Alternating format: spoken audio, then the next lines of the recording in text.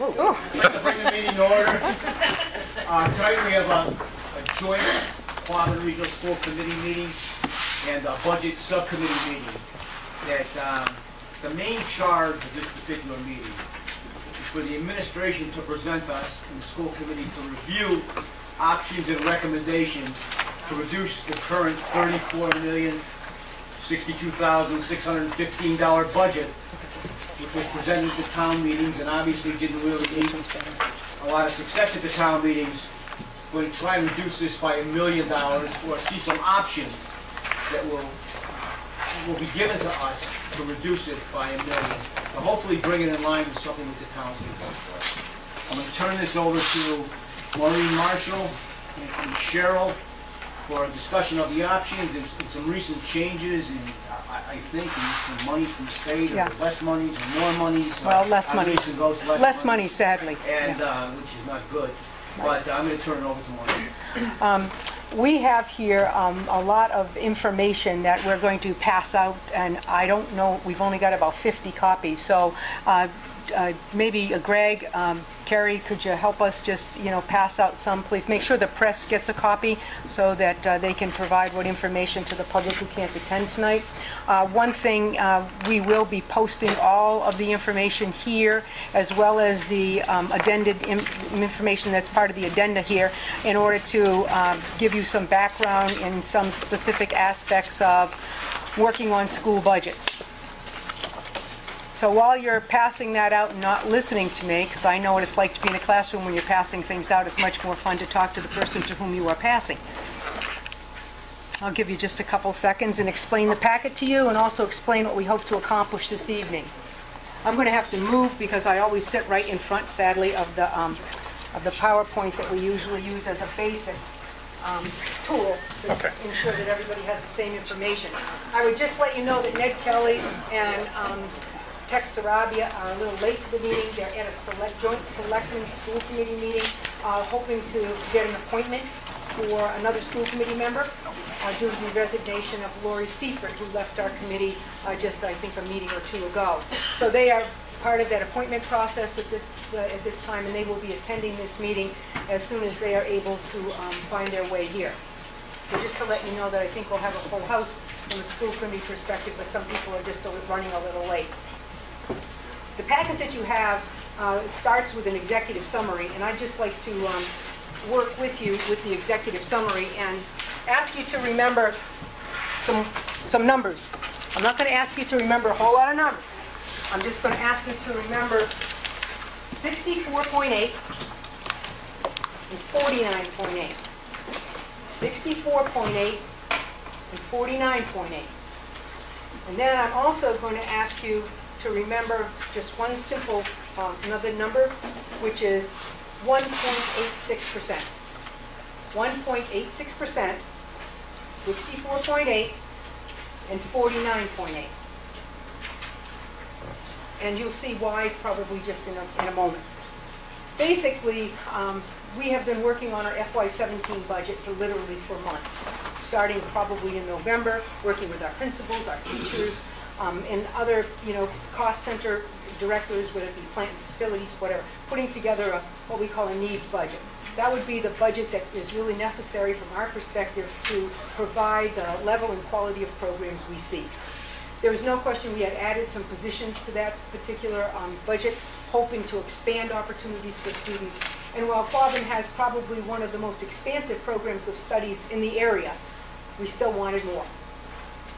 Obviously, in our first round of reviewing the budget, the school committee saw that the assessments that would be resulting from even adding additional positions and expanding our program of studies even more probably was not only prudent but probably not possible for the communities.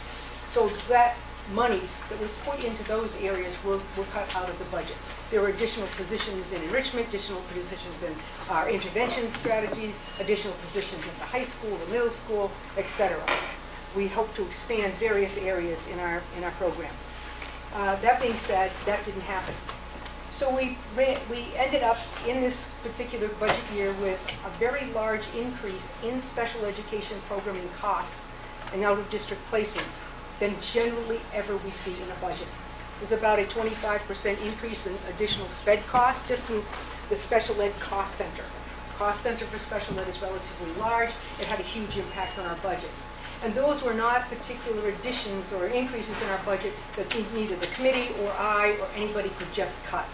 So we knew we had to provide information to our communities to try to say, we know these assessments are a little heftier than we'd like to send to you, but we want you to see that this is from a special education perspective, and this would allow us to maintain all of the current levels of programs and fund our special education costs at the particular increase that we saw. We have never seen that level of increase in special education cost center ever in my 30 years working in the school district, ever. So it's sort of like this bump that we see that we don't expect to see on a regular basis, and we don't probably expect to see, well, maybe if we're really lucky, in the next 30 years. But at any rate, that is a real conundrum for us. That's a difficult problem in our budget. Couple that with a governor who will not pass the state's budget until he cuts, and he already has cut, $250 million more from whatever the House and the Senate had agreed on. We don't know where those cuts will be, visited. There will be some overrides to what the governor is refusing to allow to be included in the budget. So we don't know where those numbers are. So what we have for you is obviously always a moving target. The costs that we have in our budget aren't as much a move as what's moving in revenues coming in from the state. Because the state funds our budget. They fund a portion of our budget. Now here's where these important numbers come in. In 2002, the state supported 64.8% of Quabbin's budget. 64.8% of Quabbin's budget was paid for by the state. Projected at this point in 2017, they will pay 49.8% of the school budget. Now, you don't have to be Einstein to say, well, who's paying that additional almost 14+%? Those costs, because they still are there, are pushed across the table to local government. Not only in Quabbin's district, but in Quabog, and in Wachusett, and Groton Dunstable, and Blackstone Millville. All the budgets around, all the districts that still have no budget. So we know that. So that being said, the 1.86% is if you take a look and walk through 15 years of the Quabbin budget. Quabbin budget has increased 4% in 15 years. If you do the math, it's an average increase of the budget, now think about it, of 1.86%. Now, everybody should be applauding, because I know that there are individuals who say that Quabbin budget is a runaway train. It increases and increases and increases, and we just can't afford any more. It isn't that budget has increased and increased and increased like a runaway train. What's happened is the state has failed to continue to pay 64.8%. And the percent that they're not paying of the budget, when you're talking $30+ million, and you're talking nearly 14%, all those costs go across the table to the local governments. And as a result, the local communities, this is a mammoth burden for them. Please don't think that we sit here saying, oh my gosh, the town should just keep paying more and more. But the gap that exists now with what the state, funds in our budget and what they used to fund has to be made up by the towns, or we have to reduce the budget to make up that difference.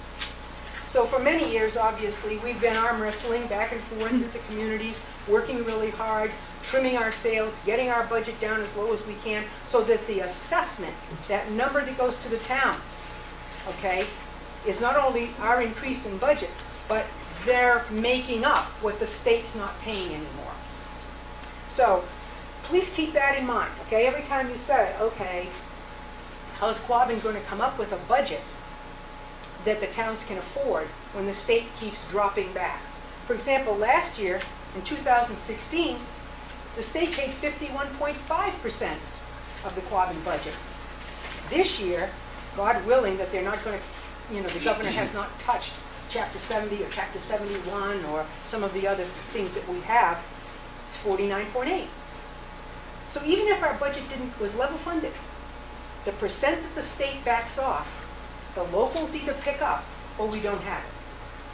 So please understand that I hope that this is not a continual battle between the local community and the district, with each pointing at the other, calling them, you didn't do your job, you're too cheap, back and forth and back. That isn't the issue. The issue is the funding formula that exists at the state. Now, there's no question that our school committees from other communities, our member town municipal officials, we've all been, you know, working with the state, crying, you know, telling them our situation. And our situation is really exacerbated by the fact that we either have stable or declining enrollments. If you're a district with stable or declining enrollments, you get no increases, other than sometimes they give you a very modest per pupil cost of $20. And obviously that isn't necessarily enough to take the budget over the top. So that was the charge to the school, the district administration, was to cut $1 million from the budget that we brought to town meeting and had very little success with. Okay, so that was our job.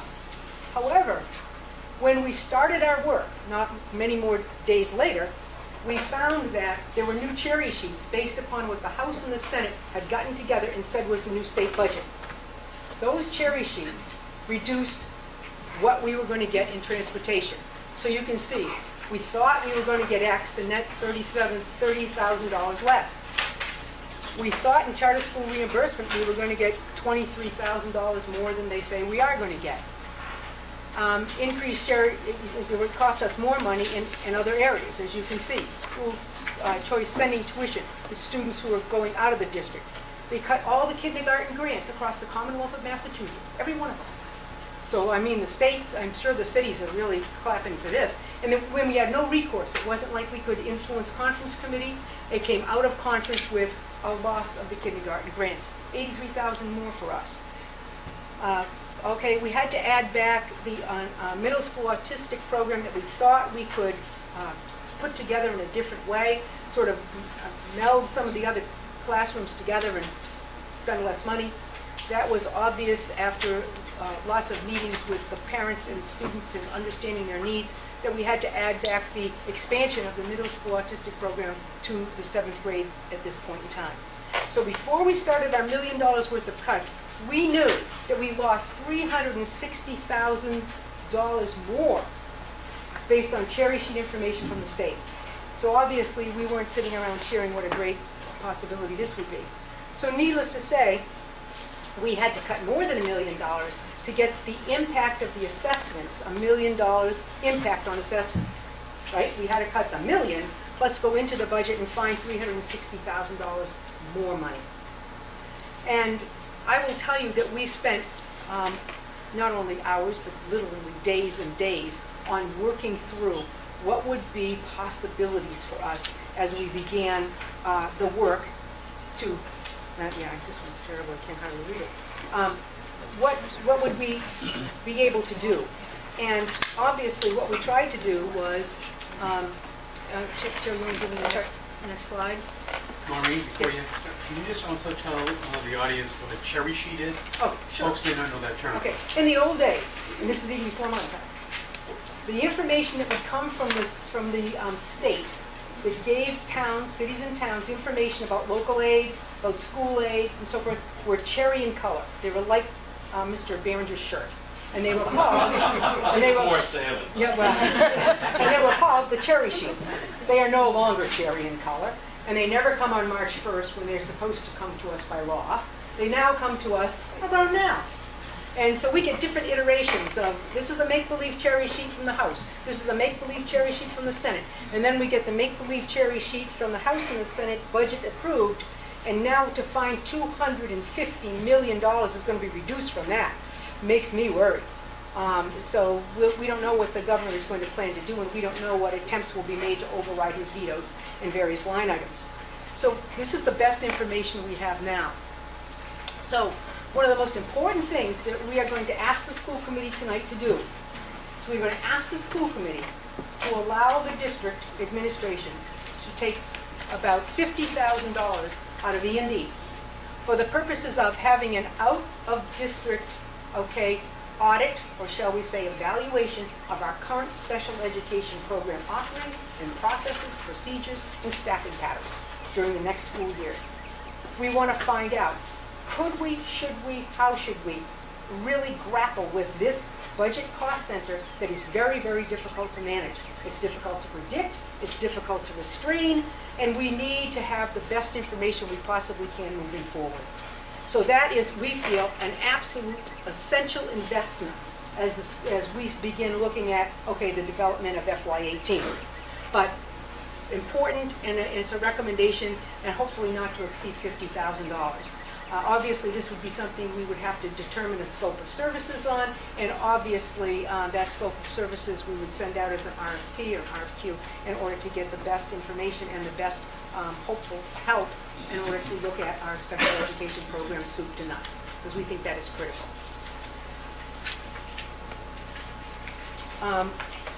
What we first did was we went through every cost center, everything that people say, well, cut this. It's sort of like closing schools. It's great to talk about closing schools till it's your school. I mean, if you're in Barry, you say, yeah, let's close East Upton, because it's not my school.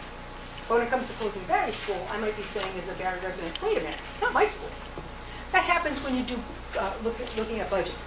There are people who say, just cut all of athletics, that'll do it. There are people who say, just cut all of the art programs, because my kid doesn't learn the art.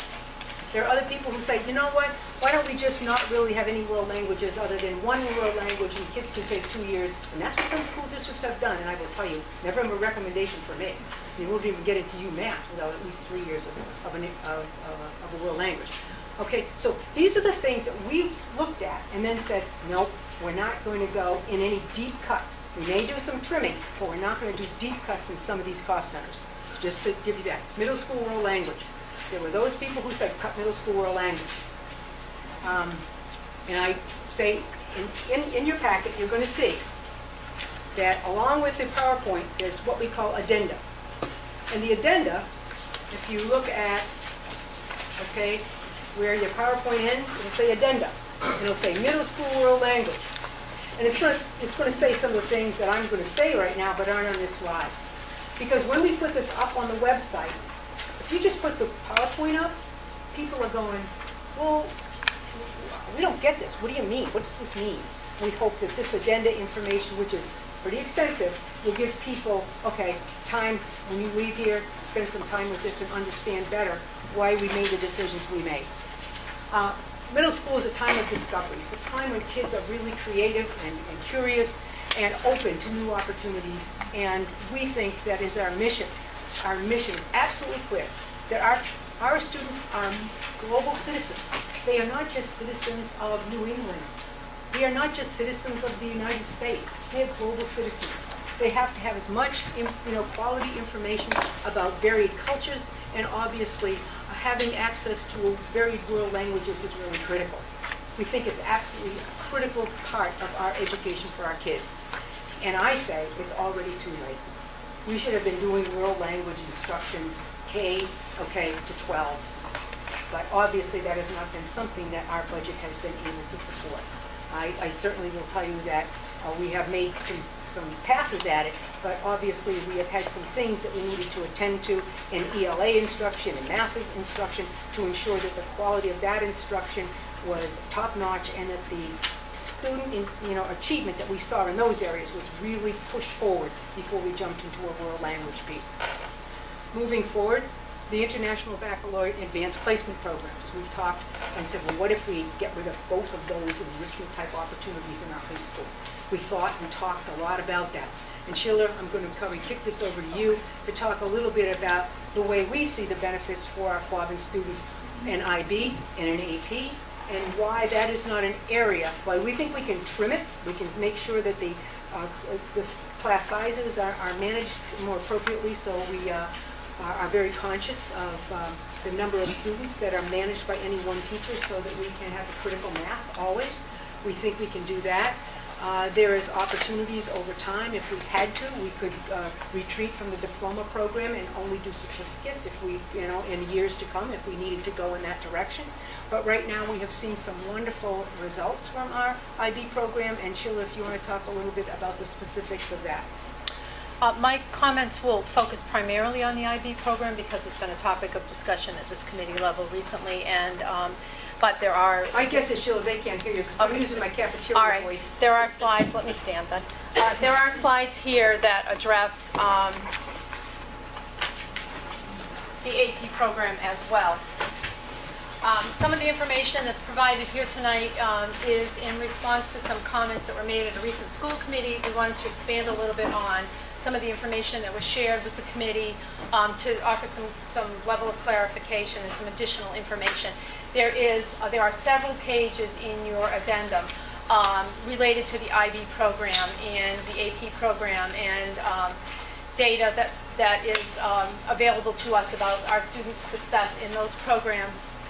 So those, I will try to refer to those, but unfortunately the pages aren't numbered, so I will just let you know that that information is there, and you certainly can review it at some point in the future. So as we look at the IB program in the AP program, we really think about, what does this offer for our students? It offers, lots of people talk about the advantages of IB and AP for students getting college credit when they go off to colleges and universities. But we really view it much more broadly than that. We really view the IB and AP programs as rigorous academic programs that offer students an opportunity to challenge themselves academically. And yes, some of our students will perhaps go off to college and university and gain college credit and maybe save some tuition or maybe advance a little bit, be able to take upper level courses as freshmen and not have to take some of the initial courses that are offered in freshman year. But again, it's more than that. We feel as though having the IB and AP programs in our school allow us to strengthen the curriculum for all students and to get students to challenge themselves and accomplish things that they may not have thought they were possible for them to accomplish. The AB courses align with our learner expectations. They align with our strategic plan, our mission and vision for our school district, and we see this as a very, very valuable program for all of those reasons. This is an example. We receive, Mr. Bill Martin, who's the IB coordinator at the high school, receives letters, and I know our guidance department receives letters regularly from colleges and universities that are encouraging us to encourage our students to apply, our IB students, to apply to their colleges because they value the IB courses. And again, this holds true for AP as well. This is an example, this is a quote taken from a letter. There are several letters in your packet that are examples of letters that colleges send to us. This is from Sarah Lawrence College in New York. And you can see they say that they value the IB program. They're so confident in the IB program that if a student earns the IB diploma within our high school, and if they attend Sarah Lawrence College, they will grant a full year of credit to those students. And you can see in blue toward the bottom of this quote, no other high school curriculum better prepares the students for the rigor and writing-based format of a Sarah Lawrence education. Again, I could go on and on. Other colleges say, Amherst College says they consider applicants who have earned the IB diploma among the most compelling in our applicant pool.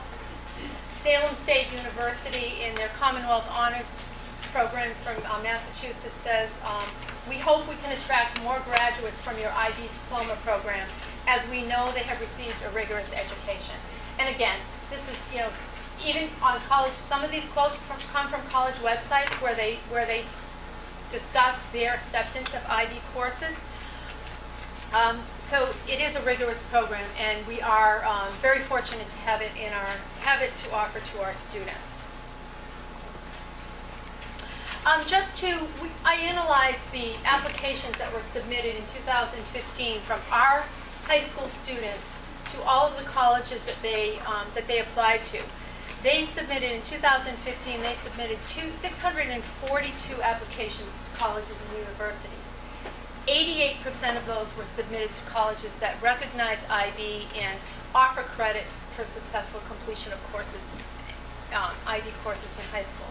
Now, that's not to say that every student who successfully completes an IB course or an AP course gets college credit, because there are various acceptance policies. So it depends on your score, it depends on your college major, it depends on the college itself, but the IB program is widely recognized by the colleges and universities that our students apply to as being a rigorous program, and they do offer credit for IB students.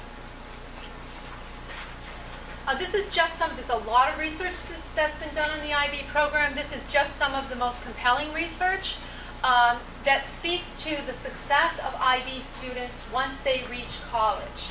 Again, whether or not they receive college credit, they are well prepared for college. You'll see that 98% of IB students persist in college after freshman year, whereas nationally only about 75% of all students persist after freshman year. 74% of IB students graduate in 4 years, whereas nationally there are only 38% of students graduating in 4 years. And the same holds for the 6-year graduation rate, 87% of IB students versus 56% of all students. Are we going to take questions? No, I think We're going to ask people to hold questions. I know there are some folks here who have come to speak to IB, and students and teachers as well. And I know Mr. Devine has some comments, but I think we're going to wait for comments and questions until the end of the entire presentation. if we could. So the IB budget impact, we have analyzed the costs involved in the IB program. The bullets show you the costs that were considered. There is an annual fee. There's a membership in a Northeast Guild of IB schools that allows us to send teachers to professional development locally. And I won't go through all of those costs, but last year the program cost us, in FY15 the program cost $62,000. In FY16 it cost a little bit more, $62,700. The expenses vary from year to year because of the need for staff training and the need for the enrollment and the number of exams that students take. As our enrollment varies, more students mean more exams, which is an increased cost. But for the last 2 years, those have been the costs. You can see our enrollment in IB has been growing. Next year we have 16 diploma candidates in our high school, and we will have 181 students. This is based on the course request for FY17. 181 students enrolled in IB certificate courses. This does not include the number of students who are enrolled in the required English course. Our English course for juniors and seniors in the high school is either AP or IB, and we have removed those numbers from this. So this is students who are choosing to take IB courses in our high school, and that number has been steadily increasing. One thing that's very important to note, if you see our first year where we could have had students earn the IB diploma, which is meeting all of the requirements, taking a full load of IB courses in their junior and senior year, and doing very well on all their IB assessments. It's a long list of criteria, very, very challenging to be awarded the diploma. Last year, out of 11 candidates, we were successful in having 2 diploma candidates. That's almost unheard of for a school in its first year of having students ready for the diploma. This year, out of 20 candidates, we had 9. It's amazing. We did some research on local schools, local IB schools. Some of them don't publish this information, some of them don't share this information, but I'll give you one example of a school that's highly regarded. It's the Josiah Quincy school in, Josiah Quincy Upper School in Boston. It's a Boston public school that is an all IB school. They are ranked 7th in Massachusetts, in the high schools in Massachusetts. They're in the top 1.5% of high schools across the country. In their first 3 years, in 2012, 13, and 14, they did not have any students earn the IB diploma. And in 2015, they had 2 of their 17 diploma candidates earn their diploma. They have not shared their success rate for this year's candidates with us as well. But you can see that that a very, very high achieving school, a school that's considered nationally and within the state of Massachusetts as an excellent school, has had results very similar to ours. So this to me shows that not only are our students prepared for IB, not only but our program is preparing them, and our staff is teaching the program at a very, very high and rigorous level. This is just some assessment results. Again, there's more detail to the assessment results in your packets, but overall, in each IB course, students can earn, from all of their assessments, from all of the work that they do in the course, a score between 1 and 7. And you can see that, again, the number of IB exams that have been taken by our students has steadily increased from 70 to 178 this past spring. And the percentages of students earning higher scores has been on the rise. We even had one student earn a score of 7 this year, which is amazing, an amazing score. In your packet, it shows the scores of Quabbin students in each area, in each course, and how that compares to the worldwide average. We do pretty well as a third-year school compared to the worldwide average. What's important to note as you look at that data is that some IB schools are very, very exclusive. They're like exam schools. So they require students to pass an entrance exam to get into the school. All of the scores of students in those schools are included in that worldwide average. That's not the case at Quabbin. We encourage students to take AP and IB courses. We counsel them as to their preparedness, but we're a school that believes that all students should have access to rigorous programs. And so we include all students who feel that they're up to the challenge in the courses. Excuse me, Sheila, just without getting into the deep weeds of this, those scores, how do they correlate roughly with the candidate qualifying for a diploma? So it's a very complicated formula for students. I can share that information. What would they roughly have to achieve? A 5, 6? They have to achieve a total score of, I think it's 24 or 26 to 28, depending. They have to achieve a passing score on their extended essay. They have to complete all of their community action and service requirements. They have to take all of the required courses. So there's a long list of criteria for them to... So it's an aggregate score. It's an aggregate score, yes. Yes. Yeah, I just have a quick question. This might be a Cheryl question. You know, we saw the 62,000. I realize that there are costs in terms of teaching time and whatever that go beyond 62,000. But that 62,000 represents what, like 0.3% of our budget? Or what would the percentage be? I actually, do you know it? I know. I calculated the in last year it was 0.19% of our total budget, and in this last, so in FY15 it was 0.19%. It wasn't even 0.2% of 1% Right. of our total budget. Right, 1/5 of 1%, and last year the same. That includes the teaching, or no? That includes all of those costs that were listed on that slide. So the way we think about the teaching is, If the students weren't in an IB course, they would be in another course, somewhere else being taught by a teacher. That's only if the IB courses were fully popular, if they didn't have a cause Right. for other secondary classes. Right? If you have an IB class with 6, there's a teacher there. Correct. So Right. it's beyond the 62,000. 62,000 is the fees and the Right. professional But we would have to development. look at all of our Sure, enrollments but for that. it's specious to say it's only 62,000, 0.1% of the budget. It's actually larger than that. Very difficult to calculate, but it would be a larger cost.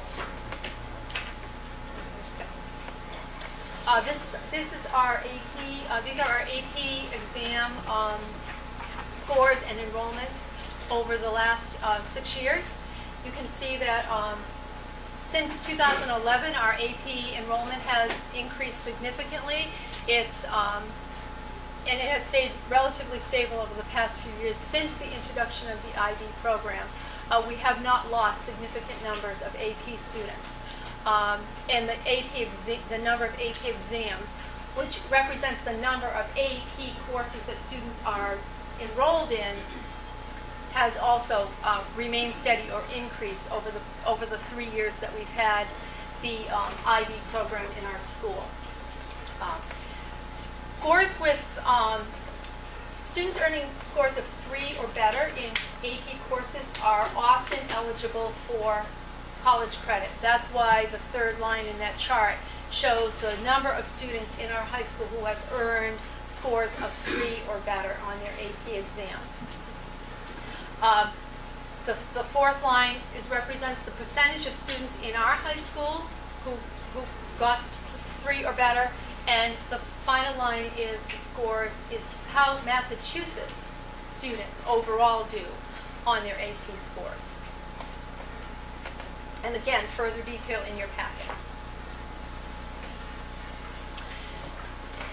So I'm going to close by talking about, again, just going back to the initial idea that I shared with everyone, that our strategic plan directs us to provide all students with a world-class education so that they're poised to access and exploit the complex and challenging opportunities of the 21st century.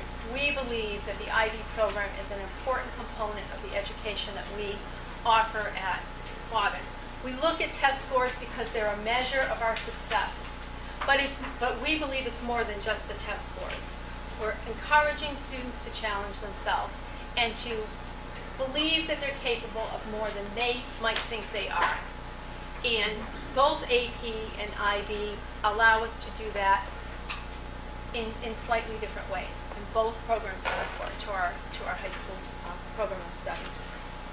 So that concludes my comments.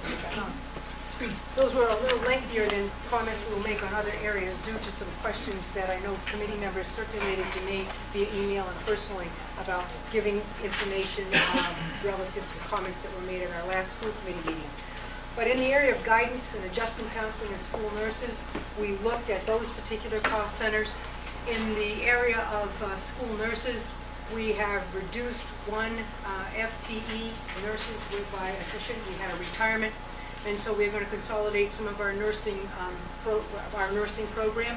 I'm working with the school nurse coordinator, Maureen Whiting, who has some recommendations as to how we might do that. So we will be not replacing the nurse who is retiring from one of the schools, and probably Oakham, New Braintree, Hardwick. There's going to be some work done there with the nurse coordinator so that we can provide comprehensive nursing care throughout the district.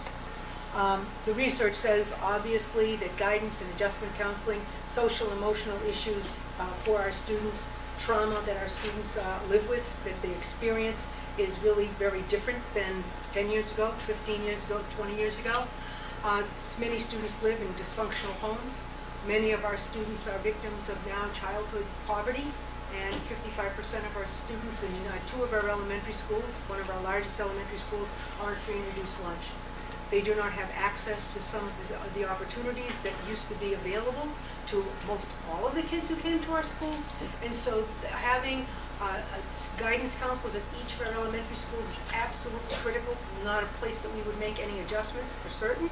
And obviously the counseling load that our counselors carry at the middle and the high school is heavy. And we obviously, those are some of the positions that we had added and increased, behavior specialists and so forth in our original budget that we obviously felt we were unable to continue to keep in the budget. But this is an area, not only that is a very deep concern to the Quabbin Regional School District, it is a deep concern to all school districts around the Commonwealth, and is the subject actually of many of the conferences that are available and provided for administrators and teachers as we look at what is the professional development that's out there focusing on it, social and emotional issues for our children. Quick question, can you go back one slide? I can. The guidance counselor costs 3 FTEs at 537, is that correct? It seems high. I think I may have put the guidance director in there as well, so that was a mistake. Thanks, good eye. I Yeah, they would be thrilled. I added the guidance director after. And the school nurses, is that correct? Because there are four FTEs in guidance counselors, adjustment counselor, 1 school nurses, 5 moving on, Cheryl? Yeah. So that's, all right, that's just the guidance counselor at the high school. Yeah, I'll have to Yes. do that again. Yeah. Sorry. But the school nurses is kind of high too. No, there's 2 at the middle and the high school, and then there's 3 at the 3 at the elementary school, elementary, and an LPN. So the school nurses are correct. So that doesn't take into account the middle or elementary schools? The guidance counselors, I think I have a mistake there. I'll have to check. And they have a mistake. We'll just, but anyway, we didn't do any cutting in the, other than by attrition, 1 school nurse. And you know, people say to me, well, Maureen, there are schools in Boston with many more students who have no nurses. So get over it. But I mean, it's difficult, and our nursing coordinator is pretty extraordinary, working with her team and so forth, and is coming together with us to put together what she feels would be a good, medical plan for our kids. Technology staffing, I don't know if Andrew's going to walk through this, I will or walk through. You can just walk Okay. through. We'll throw questions to Andrew. okay, we'll throw questions to Andrew. Our director of technology is over there, way in the corner, has his hand in the air. We have obviously our director of technology, our network administrator, tier 1 tech. We have 2 FTEs. Tier 2 techs, which are a little more sophisticated and have more responsibility. You can see that salary. Going on, then what we tried to do is look at the staffing and say, how do we measure up? I mean, do we have enough staff? Do we have too much staff? And so obviously we spent time, comparing ourselves to other areas and getting more research data, because what we've tried to put in your agenda is information about why did we make the decisions we made besides just because we felt like it. And so you can basically see 1 tech to usually 110 users is the recommendation. The median is 1 tech to 375 users. The Quabbin average is 1 tech to 933 users. Again, 1 tech 571 devices, 1 tech 630 devices, and 1 tech, this is with bring your own device, 1 tech with 473 devices without, bring your own device, which we have. So just to understand from the Quabbin perspective, we probably could have more staff there. Obviously, we don't have the capacity to do that, and so you can basically see what our staffing pattern will remain in this budget. We did not cut further in technology. In the personnel in technology, we did, and you will see some adjustments and reductions in technology equipment and so forth, and our refresh cycle will be modified. But, correct me if I'm wrong, when we took a look at the budget in total back in January, the percentage that IT represented It's as very part of the small. budget is like under 2%, that's correct, It's right? very small. I mean, very small for an operation this size. Right. Probably should be more robust for an operation this size. For sure, for sure. Plant and facilities staffing, Cheryl, you want to walk us through this? We haven't made any cuts in the plant and facility staffing, but similar to technology, we have made a majority of cuts in that area as compared to other areas of our budget in stuff. Currently in the plant and facilities, we have a manager for the whole district, we have a supervisor, we have 19.6 custodians, 3 custodial maintenance people, which means they both do custodial and maintenance work, and 3 that are strictly maintenance personnel, and 2 grounds personnel.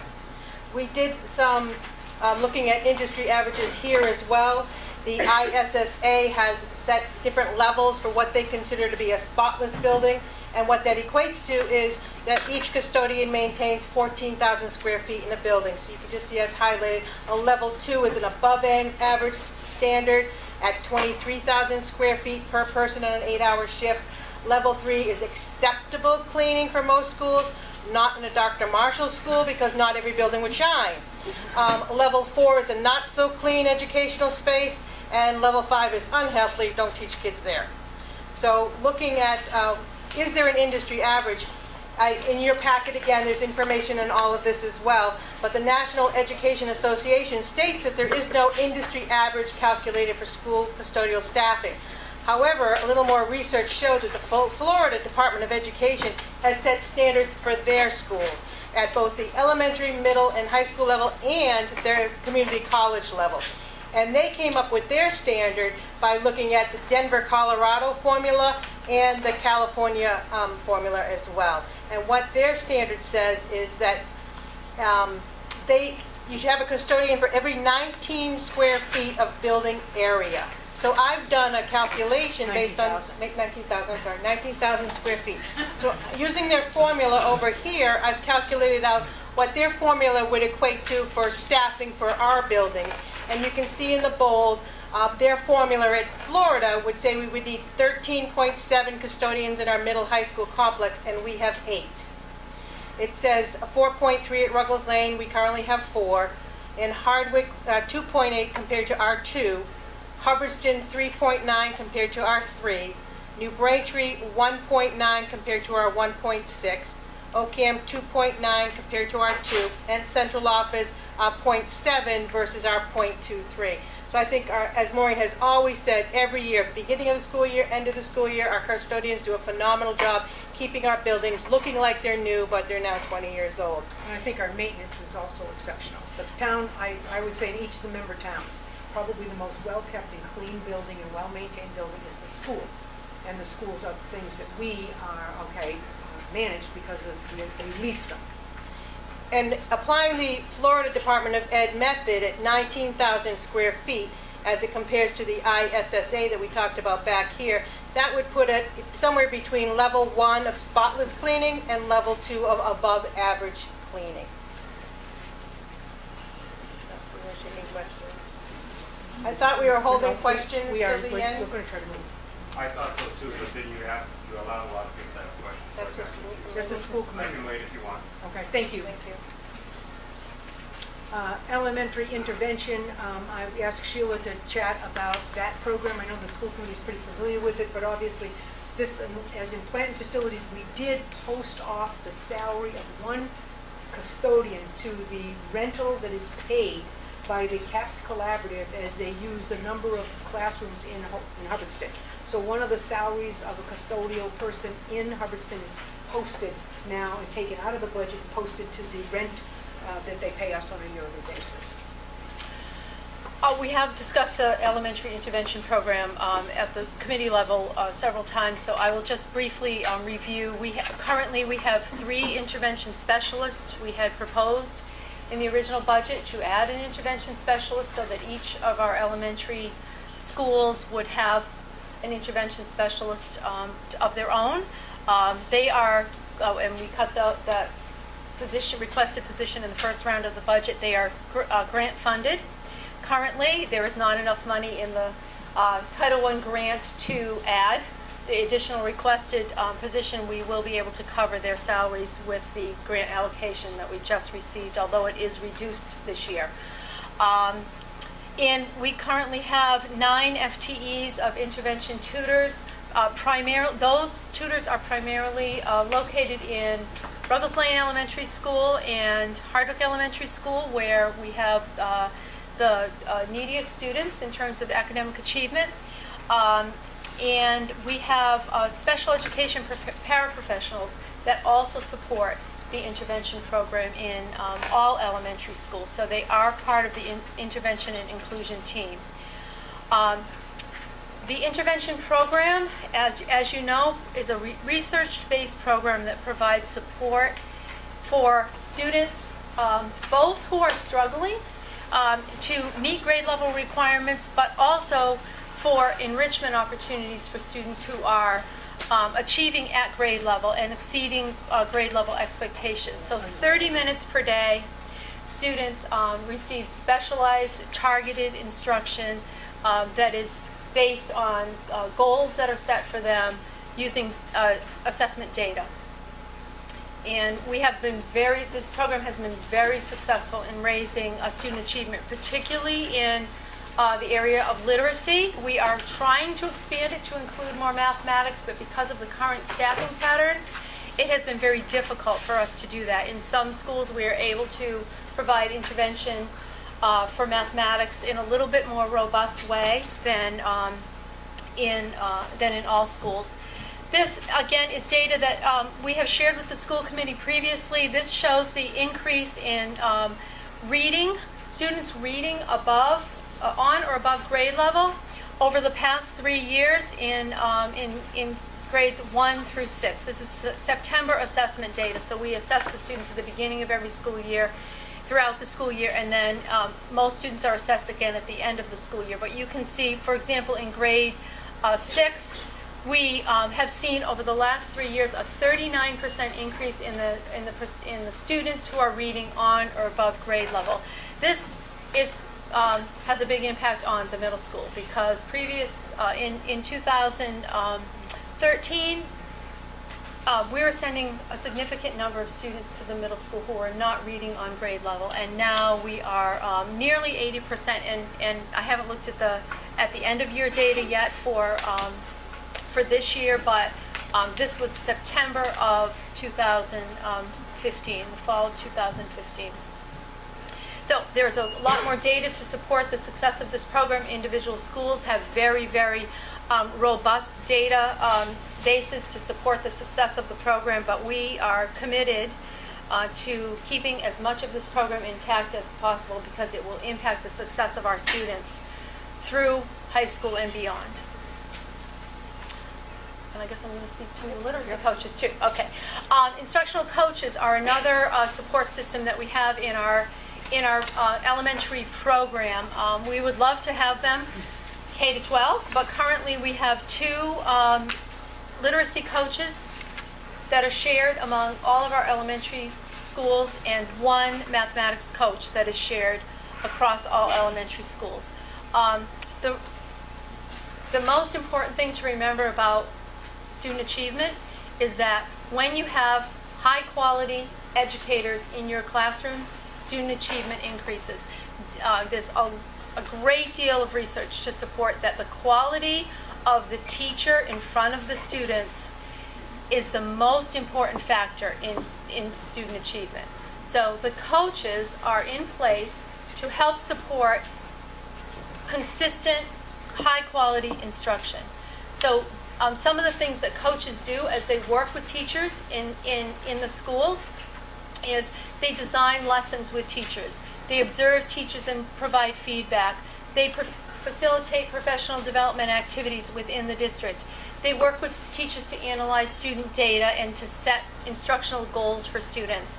And they keep teachers and administrators up to date as to the current research. These are highly specialized folks with great deal of academic preparation in literacy and mathematics, and they support effective instructional practice with our teachers. Yes. So quick question: Are the coaches included under the tutors? No. So No. They're not. So are all the tutors and all the coaches, are they degreed, certificated? Yes. Yes. Teaching? The coaches are literacy and mathematics specialists. All of the intervention specialists are literacy specialists. All of the tutors are certified teachers. And many of the paraprofessionals that we have, especially in Hubbardson Center School, are also certified teachers. Just a follow-up, do they tend to be more experienced staff? The coaches and the intervention Yeah. specialists, Compared to the not average necessarily. elementary I would say the coaches are. One of our intervention specialists has been in the district for many, many years as a classroom teacher, well, two of them, excuse me, the two intervention specialists, two intervention specialists are newer to the profession, but they are highly educated, very qualified. This is a summary of some research that I have shared at the policy subcommittee in the past. What this chart shows is the research about how coaching supports teacher implementation of professional development.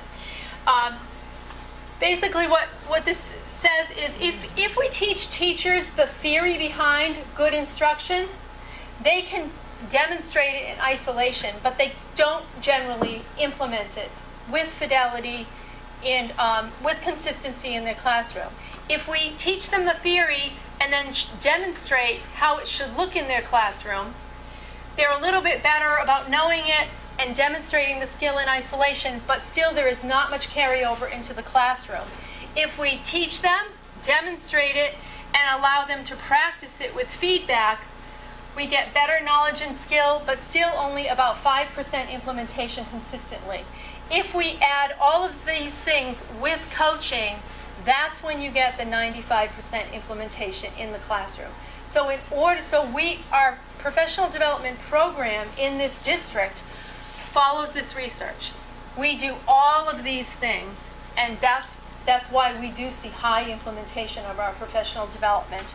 You know, it used to be years ago when teachers were involved, or when any educator was involved in professional development, we judged the success of the professional development by how happy the teachers or how happy the educators were with, oh, that was really good professional development. Now we measure the success by the implementation. Do we see what teachers and principals and assistant superintendents and superintendents are learning? Do we see it translate into their practice, in their profession? And that's the success, that's how we measure the success of professional development. And we are seeing highly successful professional development. And it's necessary because what we're doing for students is changing significantly. We're asking students to achieve at higher levels because we have higher standards in Massachusetts now, and we have students entering our school system that have greater needs. So we have to be better at our craft. Does that attribute, then, does that become part of the teacher evaluation process? Qualitatively, not quantitatively? So we expect, yes. What we're teaching teachers to do is what the research says is best practice, and what we're evaluating all educators on, all of us, is whether we're using the best practices in the research. That's how the teacher evaluation system is developed, and the principal evaluation system and educator evaluation system in general. This is just some additional research to support what I just said. When teachers work with instructional coaches, there are positive gains in student achievement. And when the implementation of new pedagogy, new instructional practices is improved student achievement. So that's some additional research to support the same ideas. Obviously, this is an area where we will see that we have, due to attrition, we may be modifying the number of the number of tutors. And you will see some of that information as we go through when we talk about the budget reductions. If you take a look at the next slide, our NJROTC, there are people who've approached me and said, why don't we get rid of that military stuff? Obviously, that military stuff provides wonderful opportunities for many, many of our students. The current staffing pattern is 2 FTEs, the captain and the lieutenant. The budget impact is $167,000. The Navy reimburses us a portion of that, and so the net impact on the budget was 83 and some odd change. So they're moving us right along here. Obviously, this piece that's subsidized by the Navy. Many of their field trips and other things that they take, here, there, and everywhere, subsidized by the Navy. The stuff that they wear on Wednesday, so the kids really enjoy, subsidized by the Navy. And obviously, we have seen some wonderful opportunities, both scholarship opportunities and other kinds of academic opportunities offered through the NJROTC program for our students. So while it would be easy just to say, well, we're not doing that, and here's $83,000, we really didn't feel that this was any place we would want to go, even though there were people who were urging that this would be a great idea because it's like closing schools. It's not my school, it's really good. Moving on to administration and office support, here's an area where primarily people say, this would be a great place, why don't we just cut more of that? The superintendent and assistant superintendent salary together is $204,000. You can basically see the number of directors we have, principals, assistant principals, dean of discipline and security, our office support. You can basically see the number of folks that we have and the total of money there. Office support and reduction over the years. For the last several years, we have gone here first. We have made reductions here. We have eliminated assistant principal at Lovells Lane in FY13. FY14, we eliminated a special projects coordinator at central office, and that person was actually at the high school for the last year of her employment with us. In FY15, we eliminated an assistant principal at the middle school. We eliminated also a .5 secretary in Hubbardston, a junior executive assistant at central office, and by attrition, a support services manager at the central office. We eliminated a principal's position at the high school, half of a secretary at Lovells Lane, and in FY17, by attrition, a junior executive assistant, or sort of a clerical person in the area of plant and facilities. So while it's seductive to say we could just do this, there's one principal in each of our elementary schools, no support, no, shall we say, leadership support with them. In addition, Trish Worthington handles 2 schools, and a majority of our heavy-hitting special education programs. So there's not really, they have one office manager in every case, so there's really no maneuvering room there. You really can't do much more with the superintendent. The part-time superintendent, well, let's put it this way, we have a superintendent who receives part-time compensation. I wouldn't say it was part-time, but there are those who might. General expenses, including benefits and transportation. I think that what we tried to do is to give you what didn't we cut and why. Because some of you will sit there and say, well, you should have just cut more X, or you should have just gotten rid of the guidance counselors. You should have just cut technology. And what we tried to do is to say, that's why we didn't go there. And now we're going to tell you where we went and why. And I will tell you where we went. There are some places where we went, for example, you'll see. We said, okay, who's left our district by attrition? Who's retired? And you might say, well, if they're not taking insurance from you now, take them off the list. Well, we can take them off the list, but they go on the retired teachers list.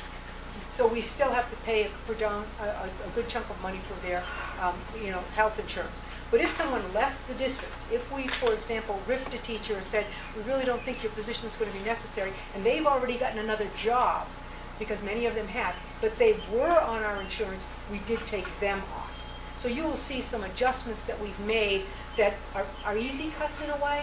They're gone, they're not here, they're not going to utilize that benefit, and so we can make that adjustment.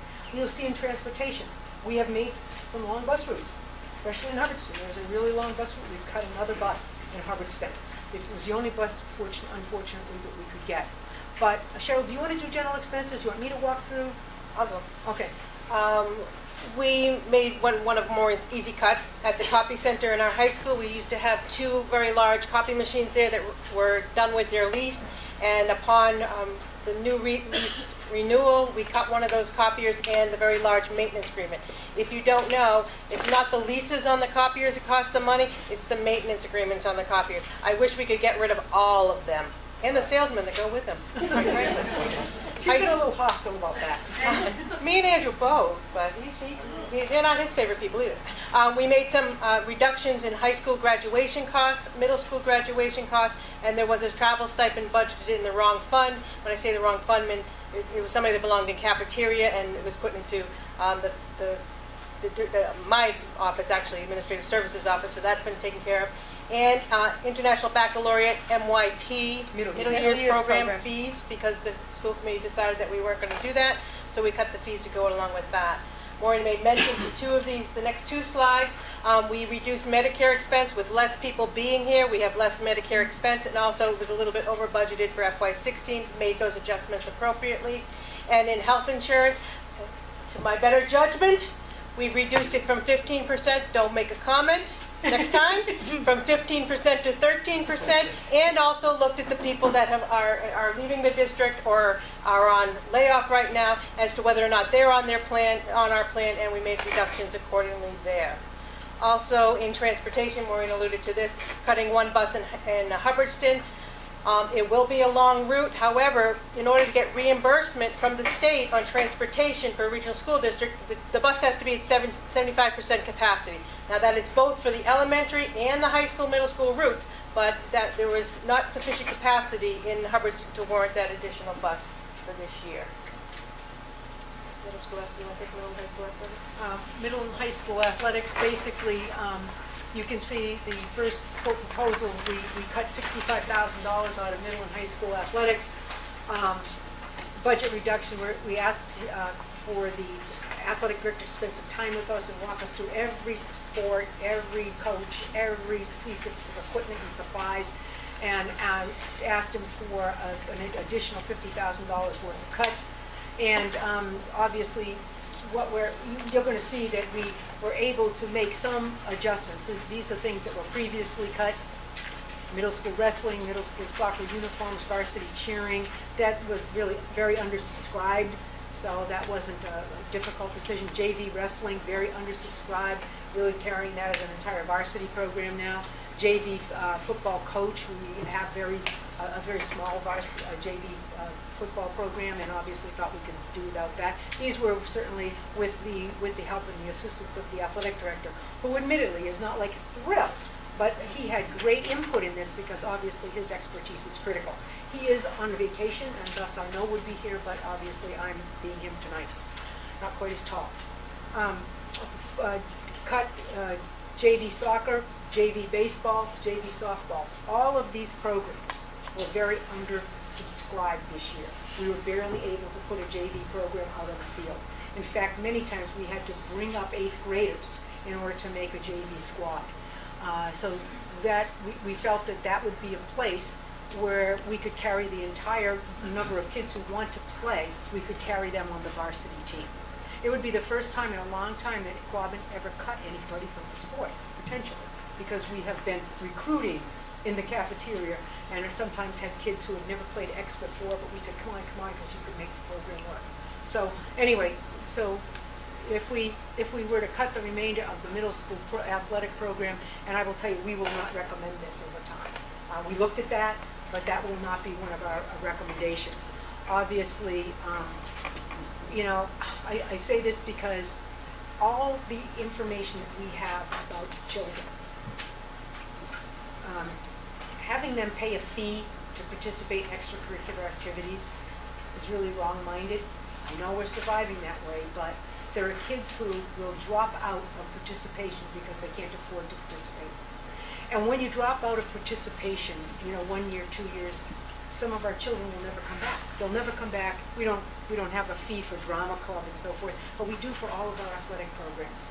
And we know that research tells us every form is called these soft skills. The opportunity to be a team player, the opportunity to understand what hard work and determination as a team, and how you support one another in team skills. Those are really important skills. The idea of being a good sport, of knowing how to lose, knowing how to win. Research says that those are incredibly important skills. And there's equal in importance to the hard skills of formal education and saying, how did you do in math and how did you do in English? Sometimes it is the opportunity to participate in athletics or some similar program that brings kids to school, actually brings them there, and really encourages them to actually pass, because they need to pass to participate. So we are not going to, gut the athletic program so that it is not available to our students. We're not going to increase athletic fees, although that was something that people really urged us to do. So the research says that, educational attainment and earnings many years later, even controlling for your family background, makes a difference to those kids who participated and earned and gained these soft skills. So we are not going to throw the red meat that people said, just cut athletics. That's $400,000 and half of your life and your problems will be over. It would be wrong-minded. So we are making cuts in the program, but we are hanging on to to the primary aspects of it where we have good participation, and even we'll continue to have to urge kids to keep that participation up. We will not cut all of middle school athletics, and you'll see that. Recently open position. There have been some recent resignations or retirements that present opportunities to reduce staffing needs, which we've done. Some of these, okay, we're moving right along to that. I'm sorry. That's okay. We're going to recommend filled by transfers, which will obviously help us in our budget reduction. And the total budget reduction in moving and transferring people around is about $231,000. Basically, you can see high school social studies position, which was a reduction in force. We're very happy to say that that person who was reduced in force has got another job, so that means no unemployment. Important information, no unemployment, and we're thrilled that the person got the job. A second person who was on a reduction in force, we sent a letter reinstating her, and she says, "Yeah, I'm sorry, but my boyfriend's in Chicago and I'm going there." So we today post and advertise for a social studies, high school social studies teacher. A Hubbardston teacher retirement, which came during the school year, that was a surprise to us, filled by a reduction in force out of the Hardwick Elementary School. School psychologist who left for a varied and different position in another school district is going to be filled by a person who was the English language learner, who was a certified psychologist, who is thrilled to move to the psychologist position and will still provide us with some help and assistance at ELL. The person who was the primary secretarial help in plant facilities, that person decided to retire, that we will not fill that position. Paraprofessional retirement, there will be a paraprofessional retirement in October. We will not fill that position. So you can basically see recently open positions in our work in those areas. Stipends, we looked at all the stipend positions in the district, and we recommend the following for reduction. And these are primarily at the high school, and we did that in concert with the administration at the middle high school. So just to run through those, we have a leadership team. We're going to reduce the number of persons who participate in that for 3580. Academic leader in art, a reduction in how much that individual will have the capacity to earn. That person is an hourly person, and obviously will reduce considerably any ability to earn over $6,000 during the course of a year. High school activities that will cut, Blue Gold Key Society, there's not been a sort of a person, shall we say, doing or supervising that, so we're going to reduce that. Chinese Club, sadly, one of the reductions in the first round of our budgeting was our Chinese teacher, due to just low enrollments. We consistently low enrollments, and we really believed, and I have my way, that Chinese program would go to the elementary schools, and it is part of the specials, and we would build that program from the bottom up, because it's obvious they get to the middle school and everybody said, that's really hard, and students tend not to go there. We need to ensure that they have enough of a background to make a choice in that area. Our Classics Club, that has not been anything that's run. Glee Club, International Club, Model Congress UN, the SAD Advisor, Poetry Club, Ski Club, Ultimate Frisbee. High school publications, we have not had any high school publications that are specific in this area. We have a yearbook stipend that obviously will stay because of the yearbooks that are produced in both the middle and the high school.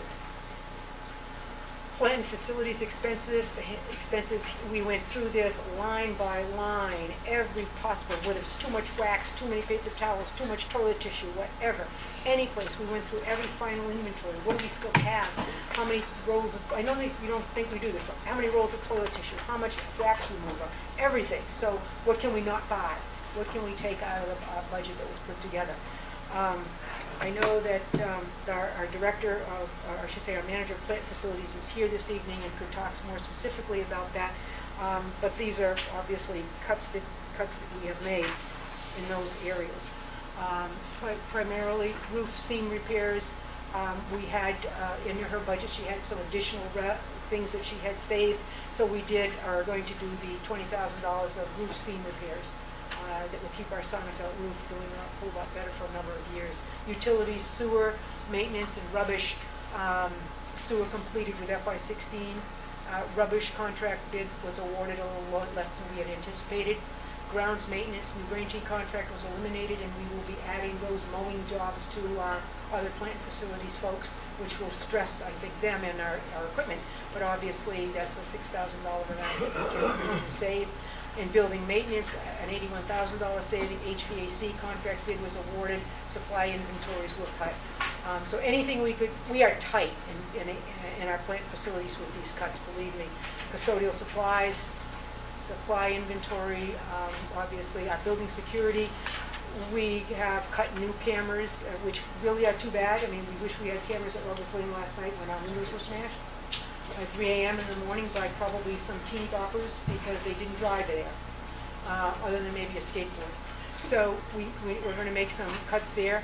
We are also, one of our cuts is going to be, we are going to recommend to the committee that we close the high school, middle high school on Sundays, that we do not open it. Because right now we're paying double time to turn alarms on, turn alarms off, walk the buildings and so forth before we can put it together. So we're cutting $10,000 there.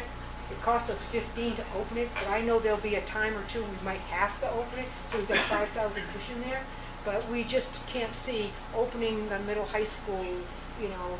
I know our coaches will be upset and they will say, I need to practice, I need to practice. I'm hoping we can keep the team. And if you need to practice, it's going to have to be Saturday, I guess, even though you play Friday night if you're basketball. But that's, you know, the custodial double time for those security checks, a minimum of 3 hours every time they show. I mean, and they deserve it. I mean, it's Sunday, they have to stop their day, whatever it is, and make adjustments. So people who want to use the building will have to adjust when they use it, if the committee so decides. Excuse me, Maureen, the CCTV, do we have any CCTV in the middle high school that perhaps allow remote monitoring? No. No, we have external you know, light activated. They work at night. But obviously we have a lot of them in the middle high school and around those grounds. We have not done a lot of cameras in the external of our elementary schools. But obviously maybe that's something we need to look at. Yes. Moving on, more staffing cuts. Further review of staffing needs identified some position being recommendations for reduction, another $114,000. Paraprofessional, intervention tutors by attrition. We talked about 2 people who have resigned their position as tutors. They were very fortunate to actually acquire teaching jobs, full-time teaching jobs, so we're really happy for them. Our high school secretarial position, guidance secretary hired for the main office. We're going to be transferring the middle school secretary, one of the middle school secretaries, to fill the guidance secretary's position. That will leave a very slim skeleton crew in the middle school office. That leaves the high school with 2 secretaries and a guidance secretary, and the middle school with 1 secretary, office manager kind of person. What we will do, what we will offer, and what we have done this past year is Jess Bennett has obviously a lot of expertise, and she spent a lot of years at the high school in one of those secretarial positions. We know when middle school and high school get involved in MCAS, it's a huge burden on those offices. Obviously, we share Jess. Jess will go over and be, I don't know who you will be, while other people shore up and help the administration. So we'll be utilizing in a more robust fashion our sharing, thank you Jess, of Jess Bennett as she shared between and among the middle, high school, and central office. We've been successful in doing that during the past year, and I think can be, do that again and do it in a more robust way if necessary. So that is, those are more staffing cuts actually that we were working on today. In technology, hardware, software, licensing, and maintenance, what we tried to do is understand our refresh cycles in technology and to whittle down where we felt we could, looking at E-rate reimbursements and using those to our best effect. I don't know who wants to walk us through this, whether it's Andrew or whether it's going to be you, Cheryl. Andrew, you want to walk us? Sure. Yeah, the previous report request was $45,000. A lot of that was Loudly, Andrew. Sorry, a lot of that was for software requests and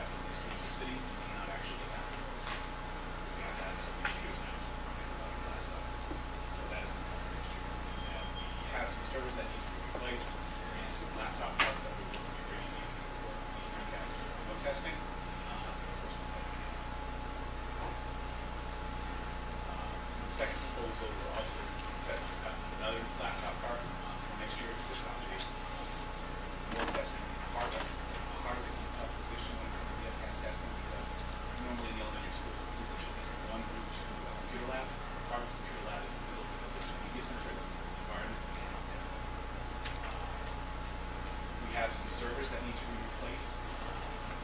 However, we are going to try and patch them together for a couple of years. So they have to go to buildings. Do that. We're also, in the next 7 months, we are planning for our fresh start additional.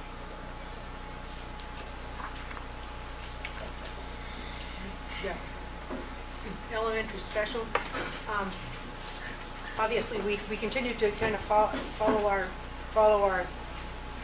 bottom line and saying how much more do we have to cut, how much more do we have to cut.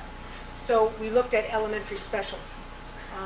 We had so far in this budget cut social studies teacher, a world language teacher, 2 math teachers, science teacher. Well, we lost that person by attrition.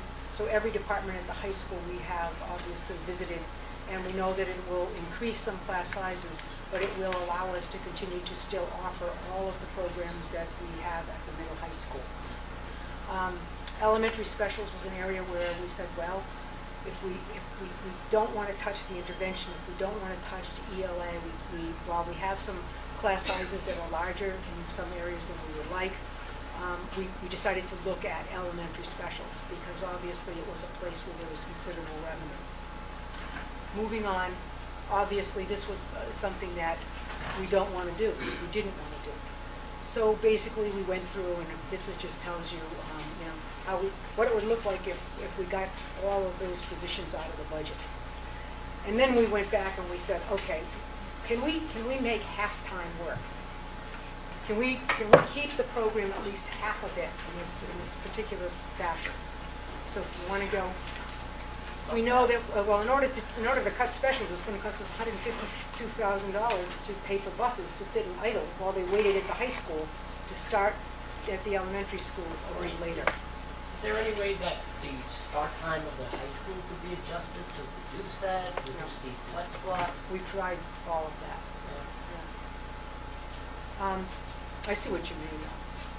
If you just, I'm too tight with time and learning at the high school. I don't think I could make a shortened day at the high school. But that would have been a good idea. If the flex, that would have been that would have been a great idea. But that is time and learning for me. So I'm going to skip the screen as you go to here. Yeah. What would it take to have elementary specials? Obviously, we'd have to recall $255,000 worth of teachers. Increased transportation costs, because we would cut that in half, be $75,500, and additional reductions needed to get extra teachers back. Would be it cost us still $180,000. So this is how we get that. Yeah. So we went back into the budget and cut more stuff, and we can get half specials back, which would mean there's enough people for 90 days. Each student would have 90 days of art, music, PE, and technology, etc. And we would do that by having some schools delayed start for 90 days, for half a year, and then some other schools, and we'd have to manage that based upon the number of teachers we had and how we could kind of schedule them. It's easy to do. It just seems a little complex to you, but we could make that work. It's sort of like the old days, and I'll say this for those old enough on the committee to remember, the blue and gold school, when we had to do some shifting because we were so overcrowded. Where Hubbardston and Hardwick and so forth came to school together, and Barry and whatever. It was the way we had to do it. But at any rate, so we can do it. We can get our $1 million and get half-time back. But to get the other half back, we'd have to try to come up with another $250,000. And I'm not saying I'm done. We believe that, of course, I don't know what curveball the governor may be sending us. We could get a cherry sheet in 3 or 4 days or at the end of the month, because the overriding the veto doesn't have to be done until the 30th of July.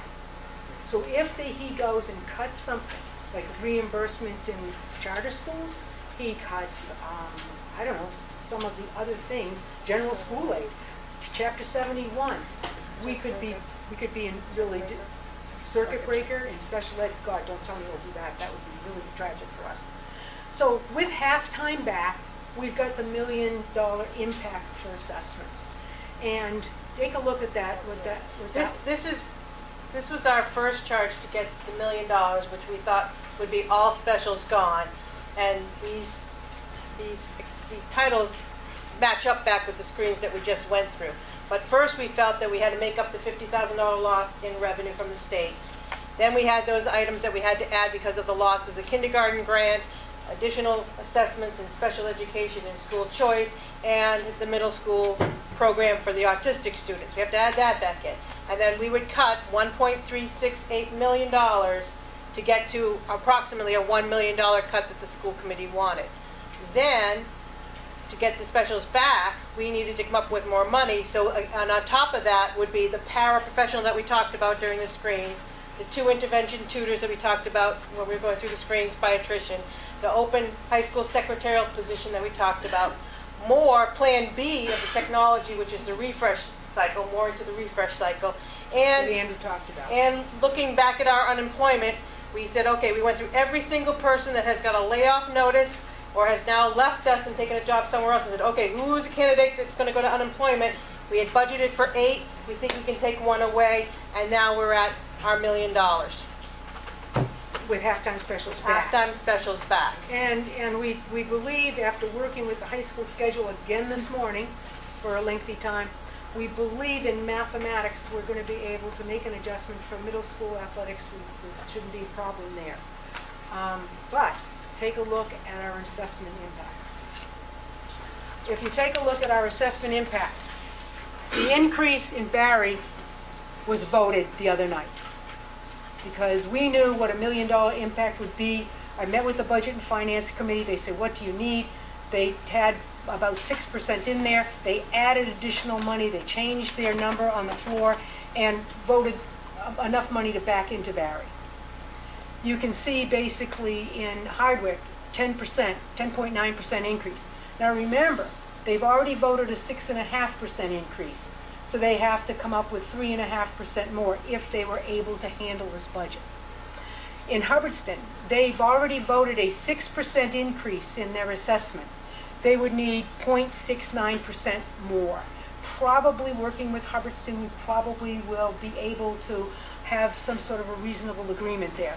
New Braintree voted a 2.5% increase in their assessment, even though that was an arbitrary number. Obviously, that still leaves them with a 7% more of an increase to do to get to this $1 million cut. OCAM, 10.7% increase we would need with a $1 million cut. They've put on the floor 2.5%, understanding that we were going to continue to work together. So basically you can see sort of the average, an 8% increase in assessments. These are heavy, heavy lifts for OCAM, for New Braintree, and for Hardwick. Very heavy lifts. I mean, I think you can concur with me. This is not easy. It's not easy for them. Understand that there are things within the formula that work against them, especially in OCAM where they have a higher assessed valuation, they have a higher per capita income, so the formula doesn't help them sometimes. New Braintree has a little more of a per capita income, and they have some shifts in enrollments because they're so tiny, a tiny shift in enrollment for them. And I think that's what happened to Hardwick this year. They had an increase relative to the rest of us in enrollment, so that's problematic for Hardwick. This is a heavy lift for them. And you remember now, what were my numbers? I have to say 64.8, 49.8. There's very little help from the state. You can see that difference. So when you look at, okay, is $1 million enough? If we go back to the towns, we don't even have to go back to Barry. They're in. Hubbardston would have to go back to them, but possible for them. Possible, very possible for them to manage this increase. You see the increases here are very, very difficult, I think difficult. I would be a Pollyanna, I think, to think otherwise. So the school committee tonight, okay, so we have a budget increase. Now a budget increase, see our budget, it's up 2.67%. That's our budget, it's up 2.6%. But look at the assessments. Why is that? Because the state no longer takes 64% of our budget increase and pays for it. Now the whole increase gets pushed back by formula to the towns. And while the towns, I sure like to beat me up, and that we don't understand. I do understand. I specifically understand. Sometimes there's a misunderstanding that they think our budget is so high that it causes these huge increases in assessments, where it's really not our budget that has, the budget is different than the assessment.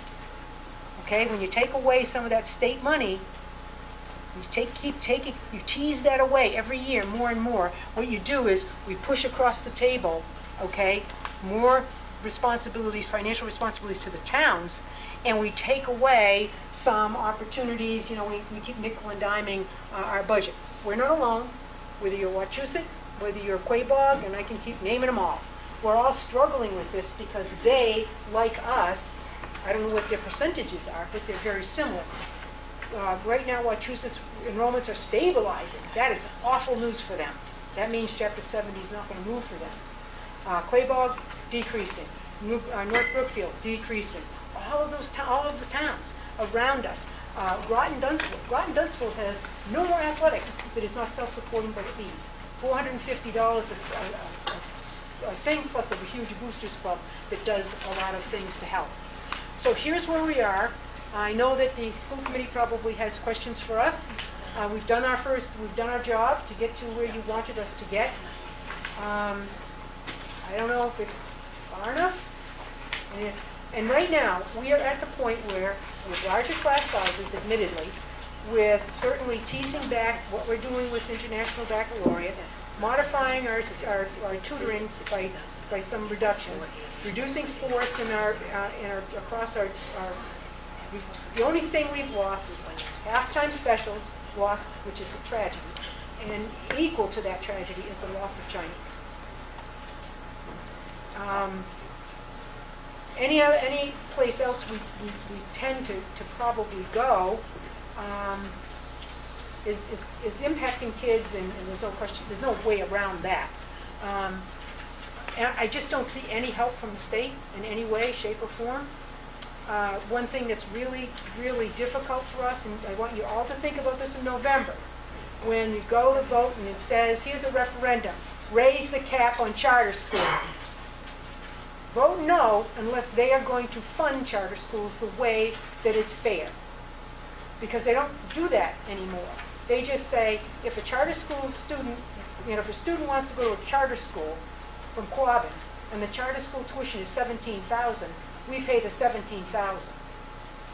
And there's a slight reimbursement that comes back that the governor wants to get rid of, that the Senate fought long and hard to try to stabilize, but obviously we have now, what, $600,000 worth of charter school tuitions. That's, especially in the area of, I think, primarily in Hubbardston.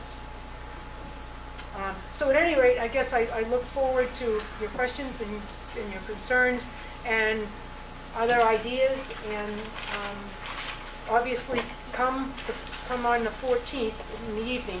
We have to do something with the budget, because it will be our 30th day after having lost the budget on June 14th when the override in Hubbardston went south. We need to have a reconsideration vote. The reconsideration vote can be this million, it can be less than this million. If it's more than this million, I'm not quite sure where we'll go with that, but obviously we'll follow your lead. We have questions from the gentleman in back.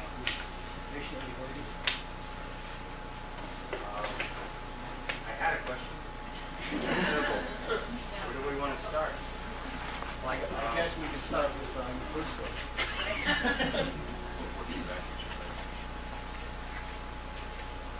What I would like to understand is the weight. Could you better explain to me why you put more weight in providing multiple language classes for middle school students than special for elementary?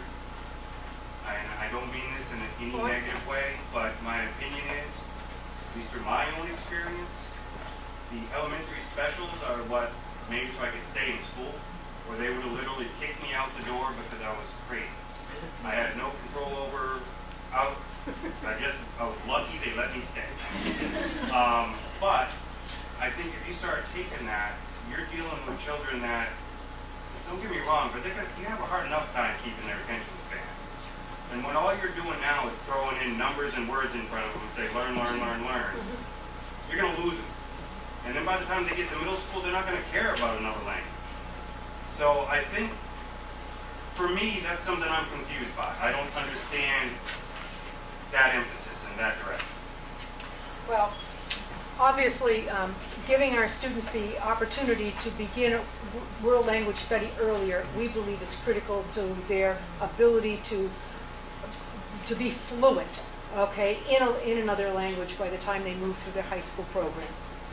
You are correct. If you're asking me to sort of be Solomon and to cut the baby in half, you're absolutely right. The emphasis, having specials is absolutely critical to the budget. But I can cut the world language piece at the middle school and really, kind of blunt and sort of have a middle school that doesn't even have a world language program, which is very sad. So yeah, I'm trying to do both things. You make a great case, and I still, even with the $120,000 I could get from that, I'd still need another $120,000 to put my specials back. That would certainly mean in my middle school program, I would probably have to put our kids in study halls because of the way in which the schedule is pardon me? Yeah, they have to go somewhere, so I would probably have to put them in study halls, and during those times where now we have a world language section, because I don't have enough teachers to pick up more sections at the middle school. So I get rid of those 2 teachers. I've got kids that need to be someplace.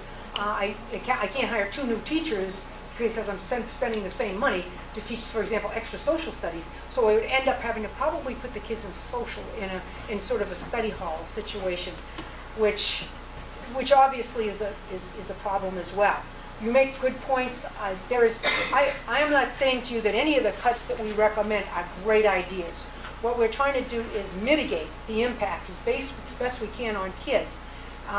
But obviously, I hear what you're saying about specials, and there have been people who've shared the same comments with us. And we're putting my middle school kids in study halls is really a less than prudent approach to the solution to the problem.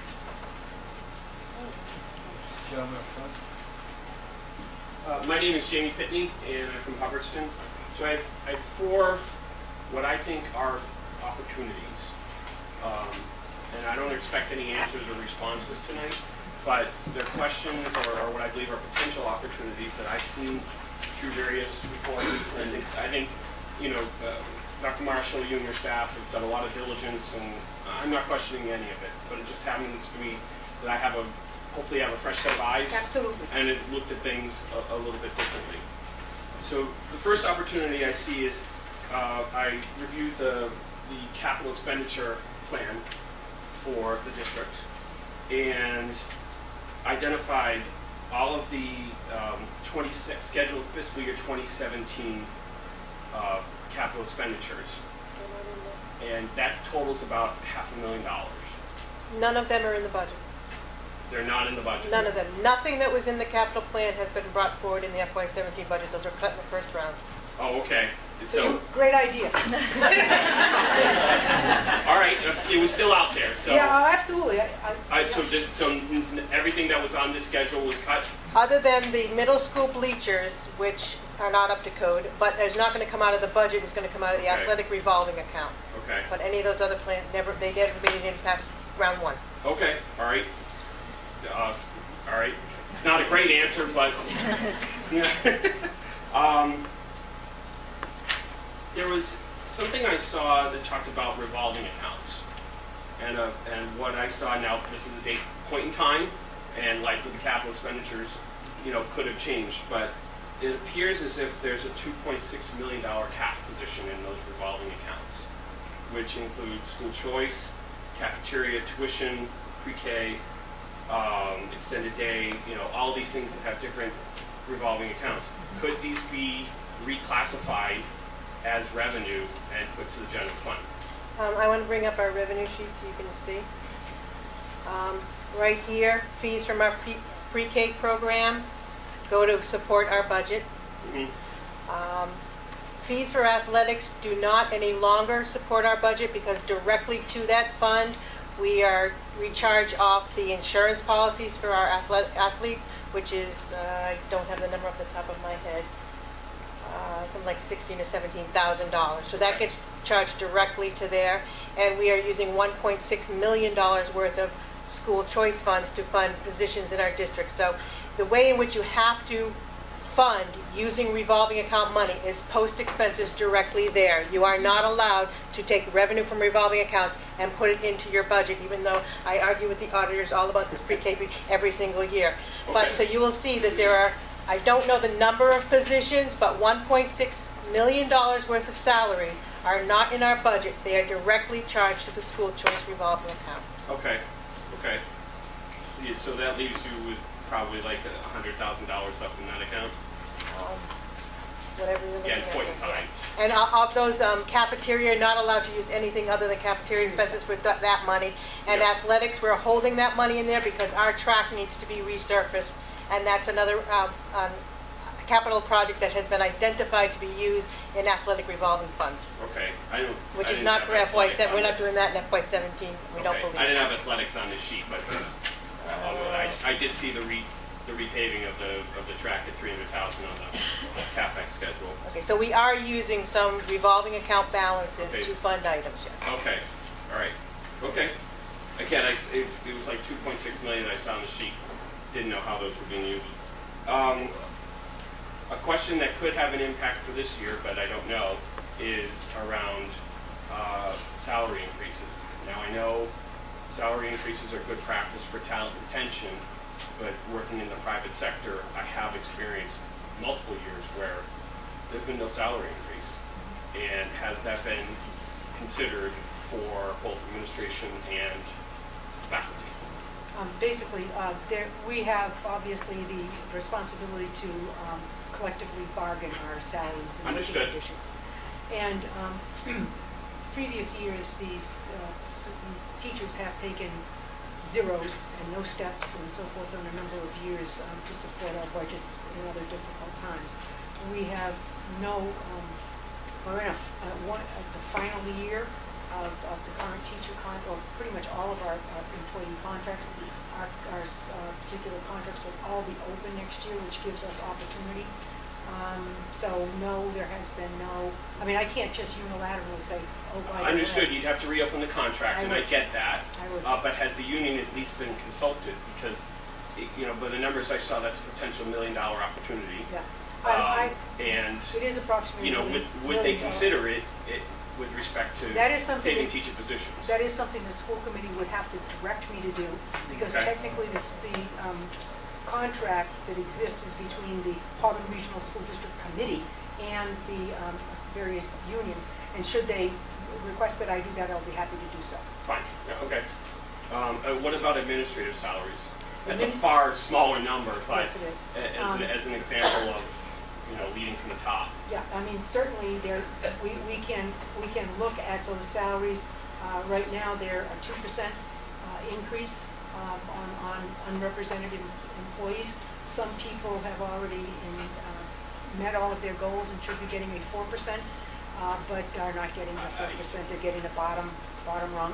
I sympathize. No, I do. no, I understand. Yeah. And so certainly I think administrators in some way are leading from the top, but we have not had any conversation with individual administrators, nor have I had any specific conversation, as I said, with unions without the committee's direction to do so. Okay. And then the last thing I had was an analysis from the DESE site, and your screen may be crawling for me just saying that. Oh, not at all. It's titled Difference from Tuition and Per Student Expense, which shows an operating loss, believe it or not. And it took me a long time to really look at this and understand and have, believe this at some level. But it's stating that, in 2015, with 345 school choice students into the district, netting out, with netting of school choice out, that it's an operating loss of about 1.5 million. No. I'd like to see what you're looking at. Uh, I'd like to see what you're looking at. Sure, yeah.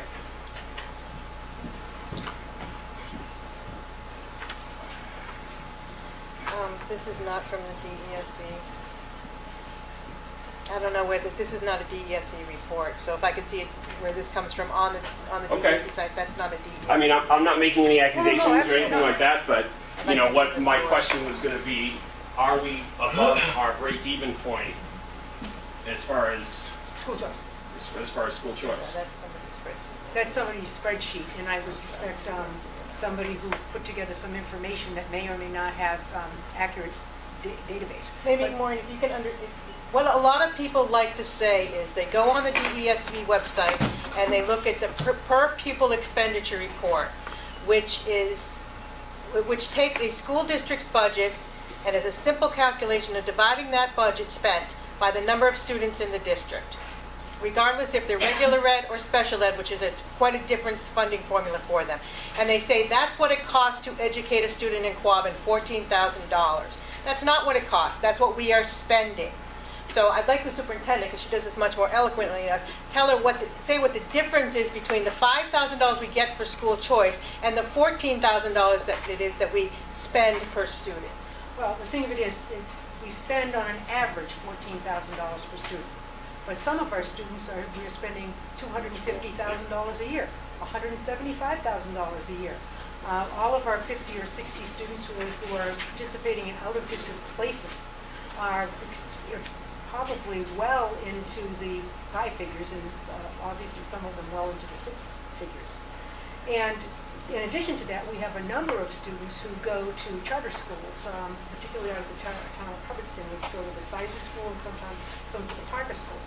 Those students we have to pay, okay, that's a $600,000 bill for us. That's a very new bill for us within the last several years. And so as far as we get $5,000 for a student who comes into our school district on school choice. We do not simply take any old school choice student who comes. For example, we look at I say to my principals, where could you take school choice students? And they would say, I can only take them in grade 1, or I can only take them in grade 2. That's because, for example, if we have 2 sections of kindergarten, let's say in Barry, and there's 36 kids, I can't have 1 section of kindergarten. I have to have 2 sections. So now I've got 2 sections of 18.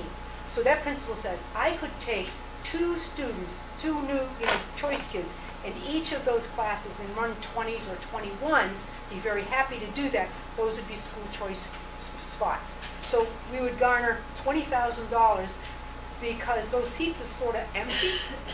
Now, we don't just say, well, if you've already got 28 or 29 kids that will take you to school choice. We don't do that, obviously. We don't take students in any spot where we would have to hire additional staff or buy very expensive equipment in order to have them participate. They basically come in, we already have the book, and with the books and stuff, because with declining enrollments, we have the stuff, we have the teacher, and while we're declining, we try to fill in those gaps and garner special education, school choice money.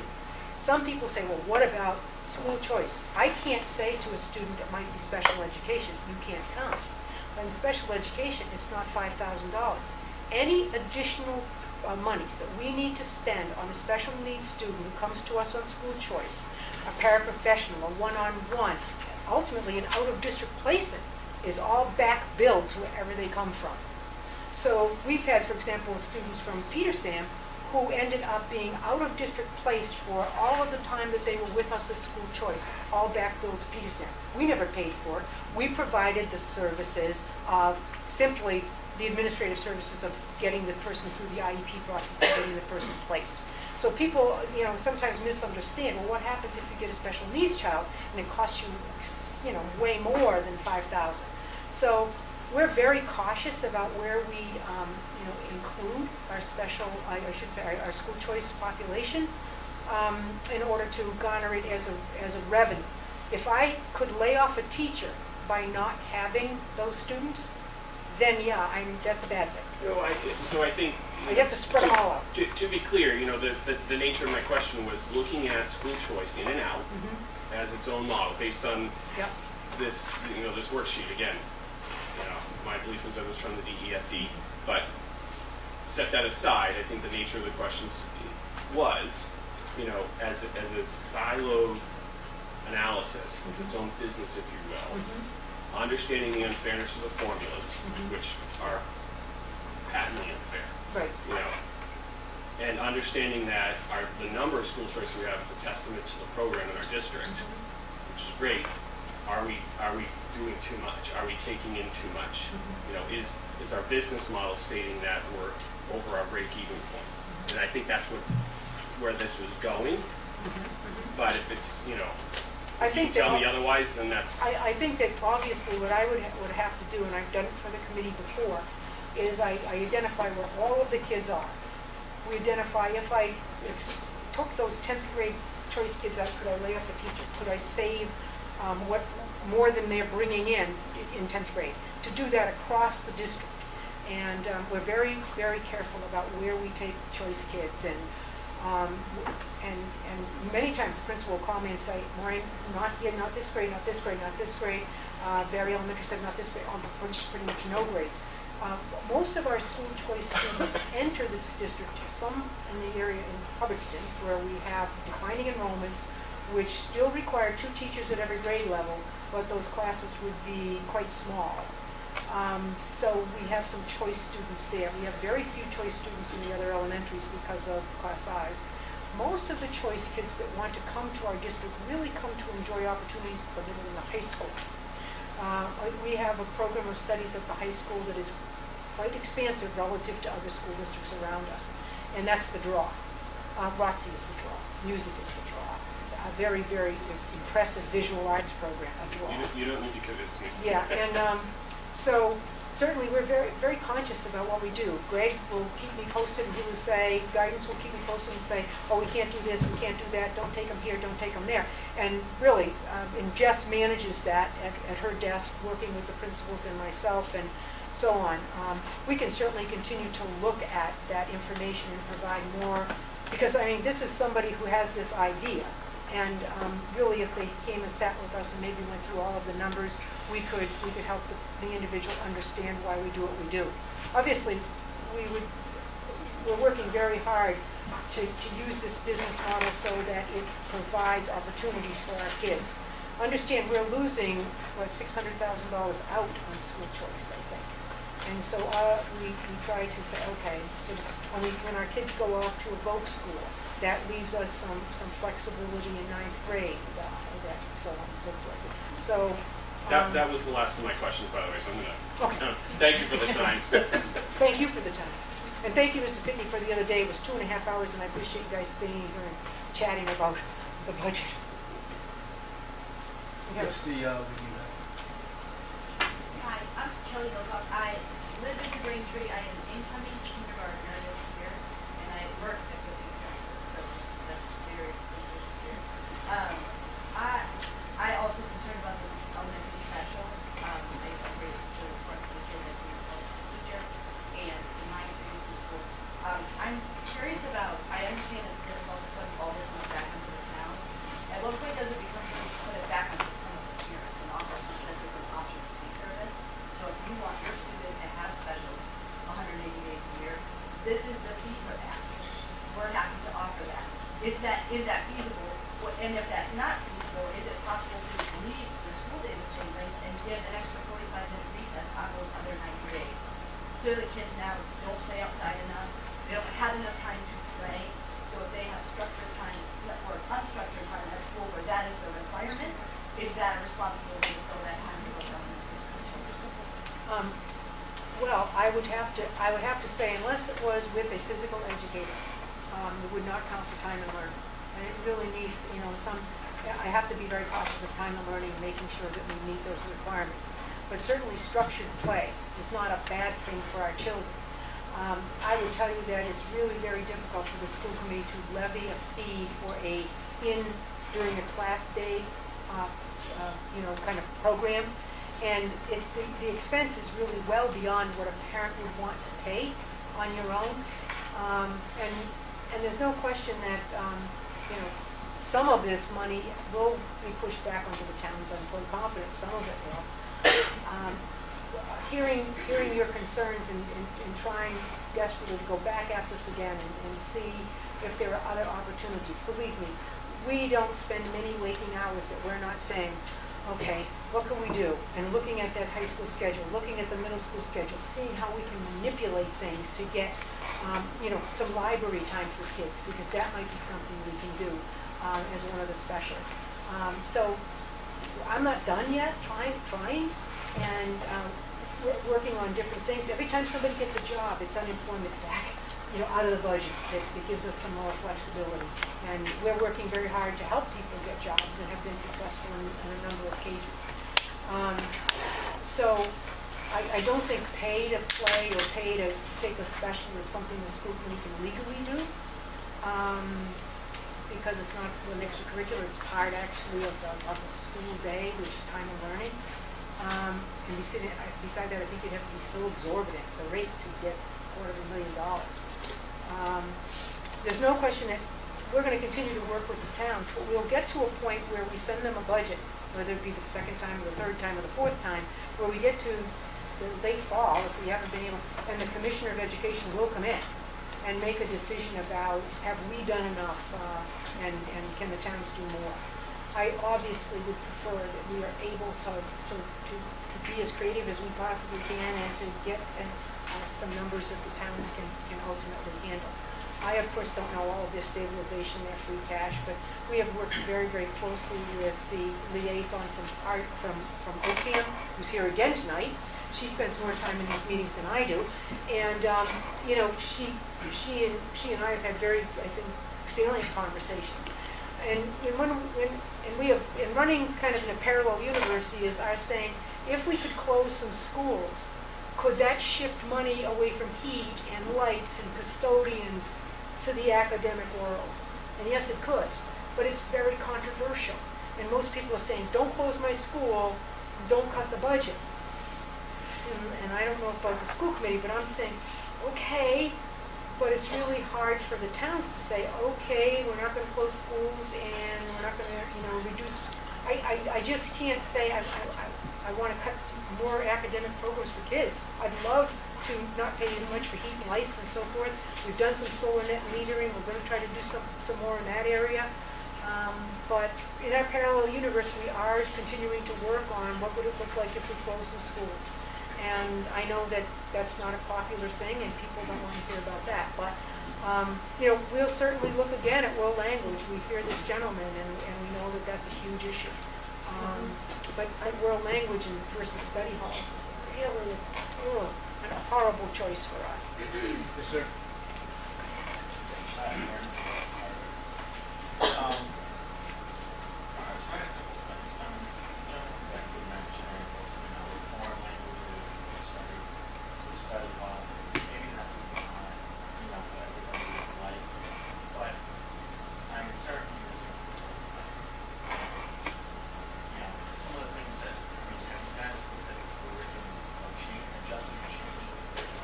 My daughter, she's in second grade, I'm in third. I mean, she knows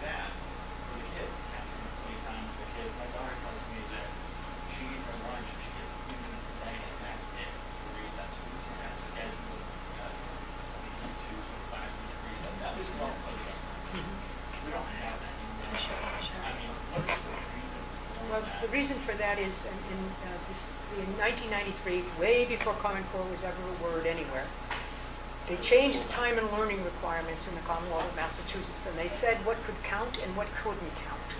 And they said recess can't count toward the minimum amount of hours you have to have, 900 hours in the course of the year. It can't count. And so we said, oh. So we used to have 15 minutes to 20 minutes in the morning. By the time you get them in, get them out, and then 15 minutes outside, it's at least 20 minutes. And then we used to have, as you pointed out, the 20 or 25 minutes after lunch. Well, we couldn't sustain that and meet time and learning. So teachers had to take more time in the curricular areas in ELA and mathematics and social studies and science and so forth to meet the Massachusetts frameworks. And the same situation happened at the middle high school where certain courses didn't count anymore toward, the academic work day. And so we had to make those adjustments. Those adjustments were made years and years ago. And there's no question that having a little more time to run around would not be a bad thing. I concur with you. But obviously, we're really constrained by the time and learning, and I have to sign under pains of perjury that we're providing that number of hours of instruction to our students. And in order to do more, give more recess time, we'd have to extend the school day, and then teacher contracts would be out of sync and paraprofessional contracts, and we would have to pay additional funds in order to have people work a longer workday. So we can look and really tease out every minute and see if I could organize some recess opportunities, because obviously I have a little additional time and learning in the elementary schools that I might be able to work at. And Sheila and I can take a look at that and see if there's anything we can do with that. So you bring some good ideas to our table.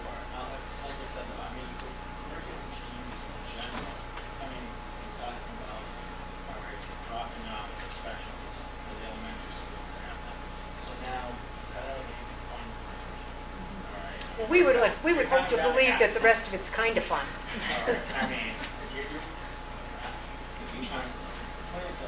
I remember going to school. It wasn't that long ago then. I remember learning everything else. It's not fun. That's why we all ended up teachers. We thought it was fun. I mean, with the curriculum change, I was still doing Common Core the same. Is that still mandated? Well, we're doing the Massachusetts Curriculum Framework, which is predicated on I think it's different than the Common Core, but very similar. But it's Massachusetts Frameworks is what we do. All right. Now, really taking specials out of the elementary level, I mean, middle school, high school levels, I mean, that should be, I'm sure you guys have that. And as far as, I'd rather have a master's degree for my kids.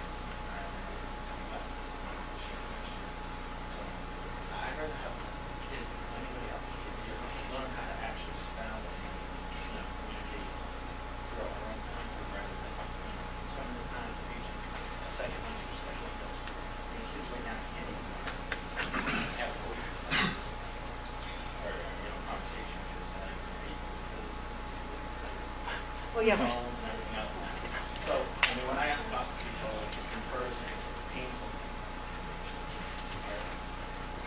What I mean, is it really worth? I mean, is it really worth doing some of the adult things that happen? Some of the fundamental conversations. We got a woman in the front. Hi, I'm Rebecca Fraser. I'm from Petersham, actually, and my daughter was school choice for 6 years at Quabbin, and I just want to acknowledge the work that you have done, Dr. Marshall and Mrs. Muir, and all of the administration and faculty at Quabbin. My daughter participated in the International Baccalaureate program. She just received the diploma. We found out last Friday, I think.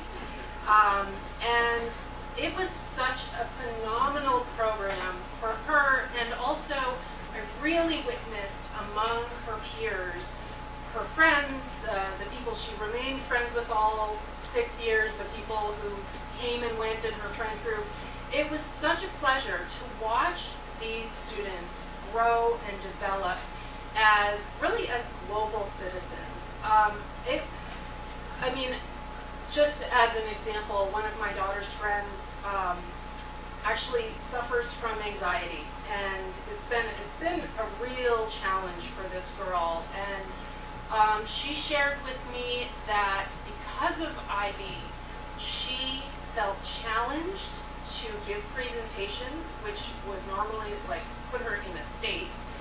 And she did it because she loved the program so much that she felt she had to drive herself to find a way to give presentations in front of her class.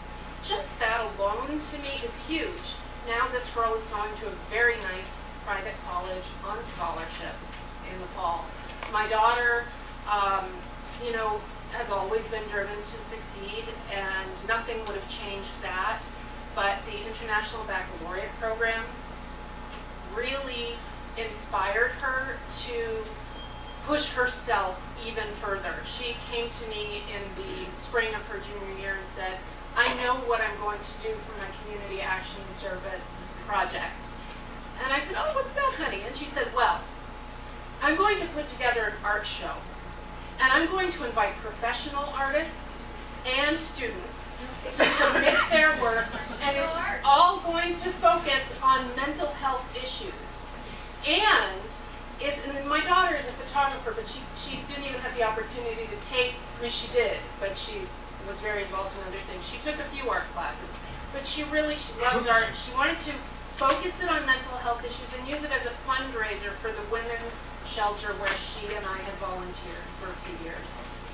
So that was ambitious, and my jaw kind of dropped hearing that. I said, okay, great. And then maybe a week later asked her how she was going to put it together. She needed a supportive parent to do that, but I will tell you there's no way she could have spent the subsequent 7 months devoting time and energy and creativity to planning, preparing, reaching out to artists who were, you know, adults and her peers. There's no way that she could have done that without the support of the IB community. And IB really is a community. And if you don't mind, I would like to read you a little bit of an email that my daughter sent me. She's in Illinois with family, so she couldn't be here tonight. But she said, small classes with the same teachers and students created a community, and she greatly benefited from it and felt that other people did as well. It promoted more productive group work, and she said having the same teacher for years in a row was also beneficial because she established stronger relationships with them, which allowed for better communication and student growth. She said as a shy person, she normally has trouble asking for help, but she felt confident doing that in the IB program. She said the coursework was so challenging it made her actually have to focus and think, where some of the non-IB work felt demeaning. Joke math sheets and fill-in-the-blank homework and nothing to improve any skills she needed to learn and think. She said, I think many people are under the impression that students must first learn the facts before they can do anything useful like analyze. On the contrary, I think if you teach them to analyze something, they will learn the facts simultaneously because all of a sudden they have a reason to know those facts. So this is just a small portion of the email that my daughter sent me today. She sent me like 2 pages of reasons why the IB program is successful and wonderful. And so I just really want to thank you for bringing it here and making it available to our children, because I think everyone in this room is here because we all want our children to thrive. And in my opinion, from what I've seen, the IB program really facilitates our children thriving, and it prepares them to enter the world that is today and that is the future. Thank you very much for sharing that with us. Yeah. Yes. Sheree Benoit, Barry. I have 3 students in the district, almost done with elementary, only got 2 more years there, so I don't have a huge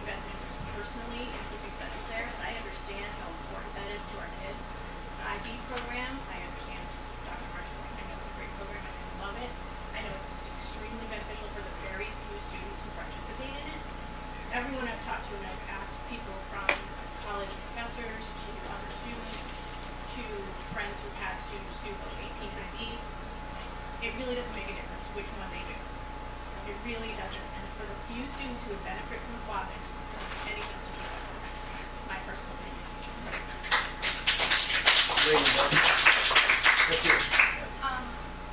As a student who was a member of the IB program and recently received a diploma, and yes, on paper, you get the same amount of credit whether you do AP or IB, but they are set up very, very differently. I took an AP course in sophomore year. It was the worst class I've ever taken. And it wasn't because AP is horrible. It did not suit the way I learned. And it did not suit the way many other students learn. They work in different ways. AP is very much about learning facts and learning formulas, which is great, and especially for science and math. But IB is more about a holistic approach to learning. And it not only prepares you for college, but it prepares you for life. It teaches you how to present in front of people. It teaches you how to understand people's point of views. And I know right now I'm kind of nervous. My voice is shaking. But 2 years ago, I would not have been able to do this. And also, 2 years ago, I would have just wanted to scream right now. And I would not have been able to come up with what I would love to say to you. But through the Theory of Knowledge course that I've taken, and that is one of the courses that very few non-diploma candidates take, but should really be encouraged for everyone to take, because it teaches you not only how to form an argument, but it also teaches you how to look at other people's arguments, and rather than belittle it or contradict it, try and understand why I see that point of view, and try to explain to them why you feel the way you feel. And So can you explain why you think it's more important that very few students benefit from this one special program? Excuse me. Can we have let her speak, please? It's not that much more expensive than AP. It is expensive, but it's not the most expensive program at our school. It's less expensive than ROTC. And the only reason why very few people are in it is because it's a new program. It's in its infancy. It's only the third year they've offered courses, and IB got off on the wrong foot with the Quabbin School District. They made a few mistakes when they first implemented the program, including the GPA weighting, which I would say every student who's in the program also disagrees with. And because of that, immediately it became AP versus IB, and they're different programs. They're not the same thing. They are often both viewed as the higher level learning, but IB doesn't have to be just for the kids that have always gotten A's. I had dyslexia. When I was in elementary school, this school actually, they didn't have the inclusion programs they have now, so they had to pay for an outside tutor. And I had to work really hard. And IB, you don't have to be the smartest kid in the room to succeed in IB. You have to be willing to put the work in. And looking at candidates who got the diploma, not everyone that you would have expected from sophomore year to get the diploma got it, but a lot of kids you would have expected to got it because they worked hard. And it teaches you it gives you work ethic, it teaches you time management skills, which are both things that aren't just needed for college, they're needed for life. And it focuses on life skills, not only getting you into college, which I think a lot of the time we focus on because it is great that often you do get credit in college, like that's awesome, but it does more than that. And I feel like to do AP versus IB is it's wrong, because it's very simplistic, because they're different things. IB, all the classes interact, and it's more discussion based, it's more about ideas, while AP is you do learn, not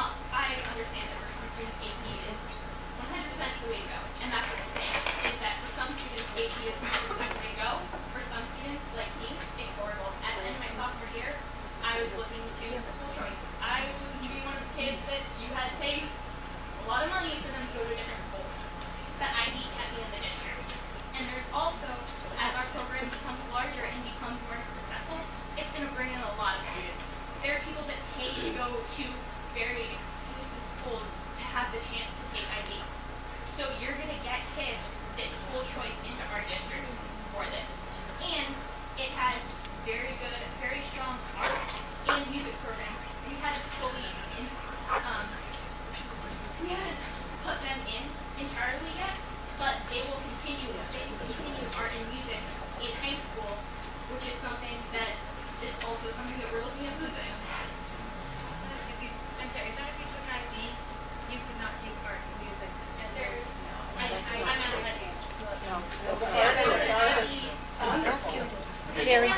Excuse me, please, please. Well, this is turning into a very healthy discussion on IB versus AP.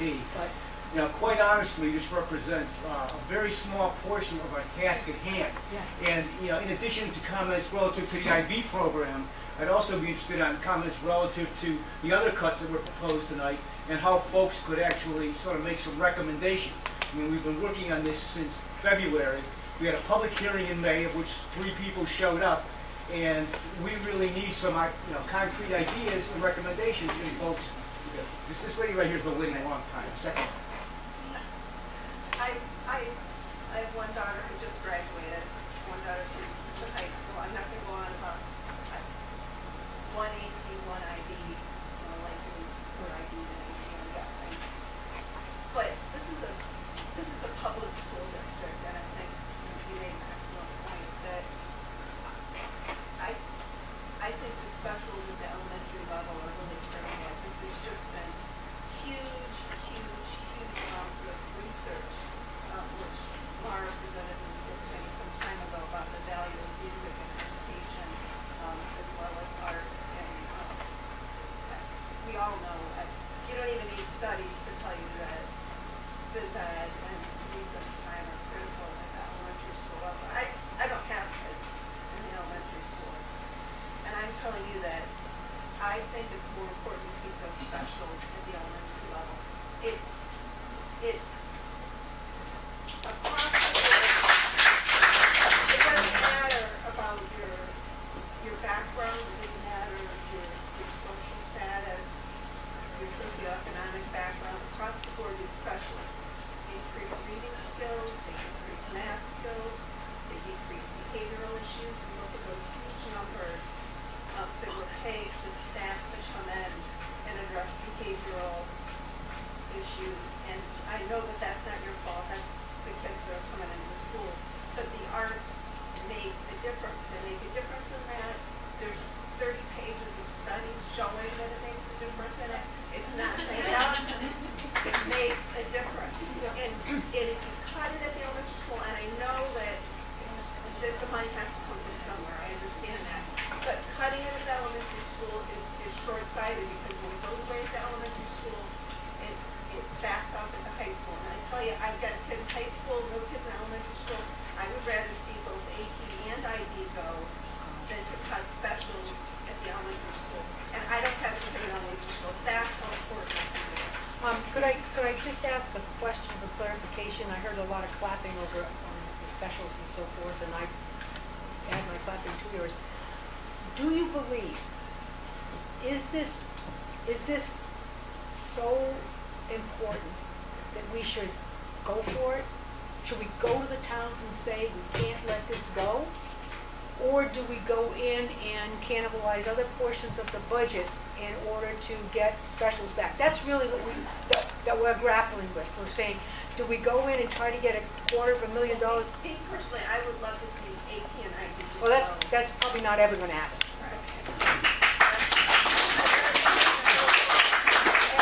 And I have kids who are in them, but I would rather see specials. I would rather see a strong across the board than the AP and IB. I think it ends up. Well, I think both are really important. That's why we're trying desperately to keep at least half the specials. And obviously, if there's some way we can get in there. I have a lot of confidence in our teachers. I think our teachers. I think there's other ways to give kids the chance to push forward. There's a woman in the last row. Jamie Cook from Stan.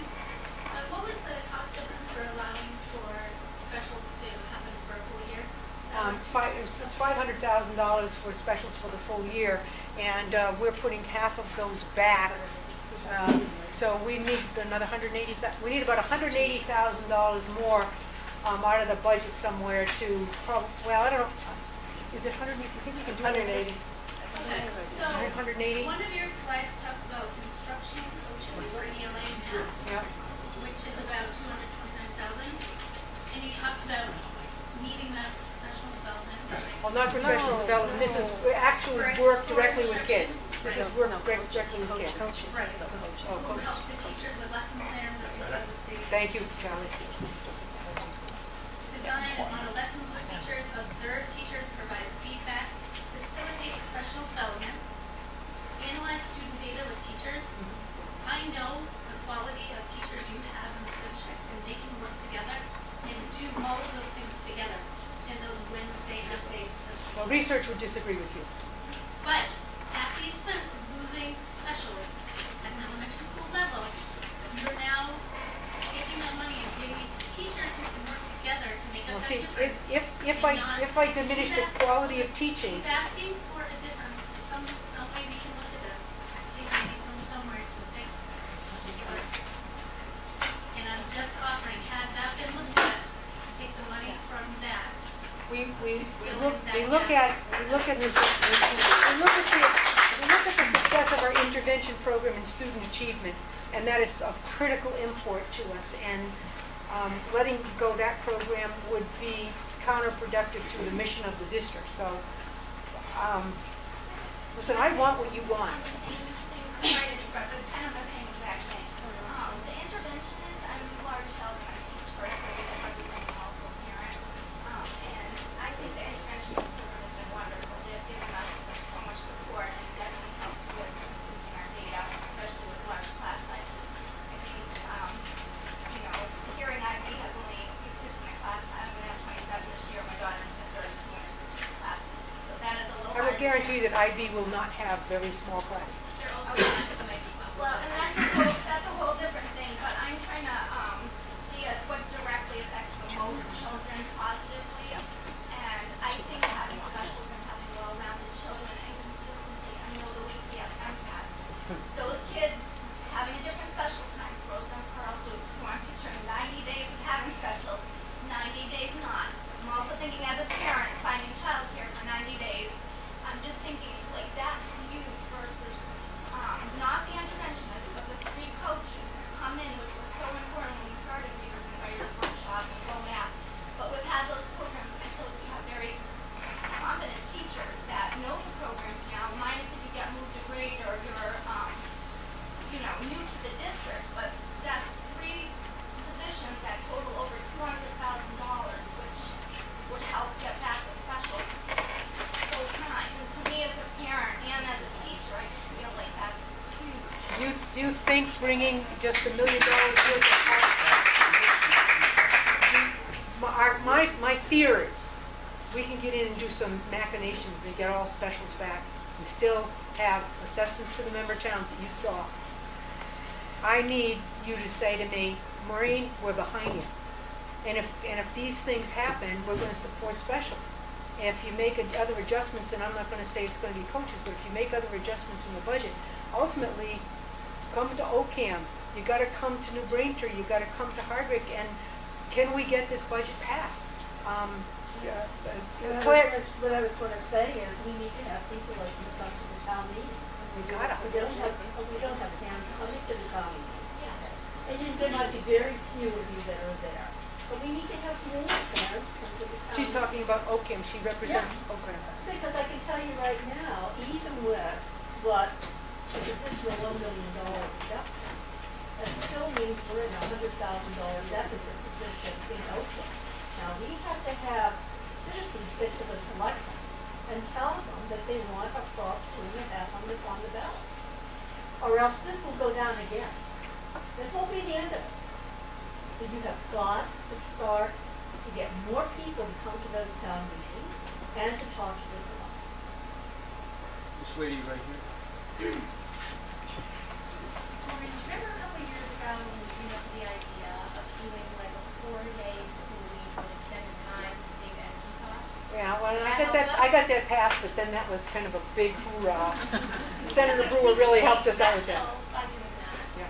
Well, the thing of it is, you can also cut buses big time, which is huge money for us. But the chances of us getting that through with the current commissioner is absolutely an impossibility, I think. Gentlemen on the side. Yeah, my name is Tim Downs. I'm resident of Barry, and I work at Clark University. One of my areas of expertise is early child health and development.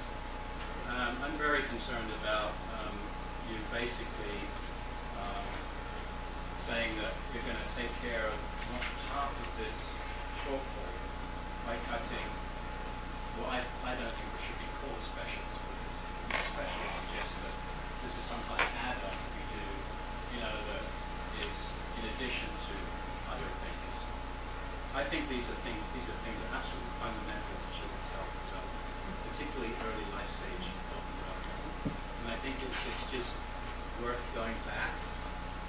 I know it's a very tedious and difficult task, but I think there are people here who will support you if you went back and you looked at those 26 pages of the budget. I still have 150 pages, actually. Well, the line items themselves are 26 pages.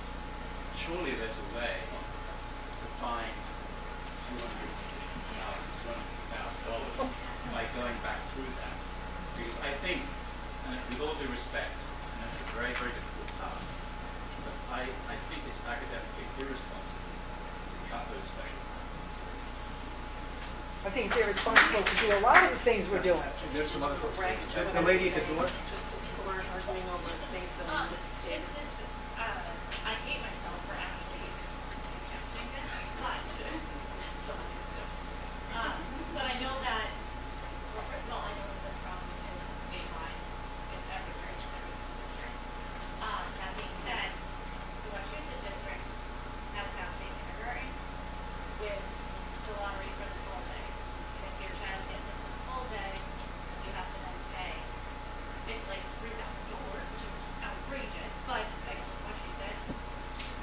Is that The problem why it's not a good option is because our Chapter 70 general school aid is dependent on headcount. And if we reduce the number of FTEs in our kindergartens, we will end up with less even general school aid next year. And research is clear, as the gentleman points out about these specials, it's clear about early childhood education. To make the cut in kindergarten would probably be irresponsible as well. So while I hear you, and trust me, it passes my mind once in a while because it would be expeditious, but I would tell you that, expedient, but I would tell you that in Wachusett, they have never had full-day kindergarten. They have been unable to pass an override in Rutland, unable to pass an override in Paxton. They are stalled with their budget again this year, just like us. And they can't even cut kindergarten because they're already there. I concur with the gentleman who says we can go back and we can look. But I worry, even looking and finding the $180,000, $200,000 I need, I can't get it through the towns. I'm still, look where we're at. And while there's a number of you here who I know I can count on, you don't have to be there in Barry, and that's my friend who just said I'll be there because she's always there. But in Ocam, in Hardwick, in New Braintree, those are the places. And even if you're there, understand that they will be then cutting, okay, the municipal side of their budget, their police, their fire, and so forth, to support schools, which is difficult if the 2.5 override doesn't happen here and there. And so understand that while this seems easy on the face, you could say to the school committee and school committees, yeah, we'll cut the other 200,000 and we'll get specials back. I will tell you, you can leave here and you can say, oh good, the job is done, it's going to happen. Well, we'll be back here, right after the town meetings, saying, okay, it didn't pass. Now what? So my concern is, while there's a wonderful turnout, I don't want to sound about the preacher, but all of the people who aren't here have to be mobilized, and we have to work with selectmen, because the selectmen have a very difficult job. They're trying to take a school budget that's about 50, 52, 53% of their budget, and even probably more in the very tiny town of New Braintree, and make it all work. And so please understand that my magnanimous spirit with the selectmen is I do get how hard their job is too. Their job is really quite difficult.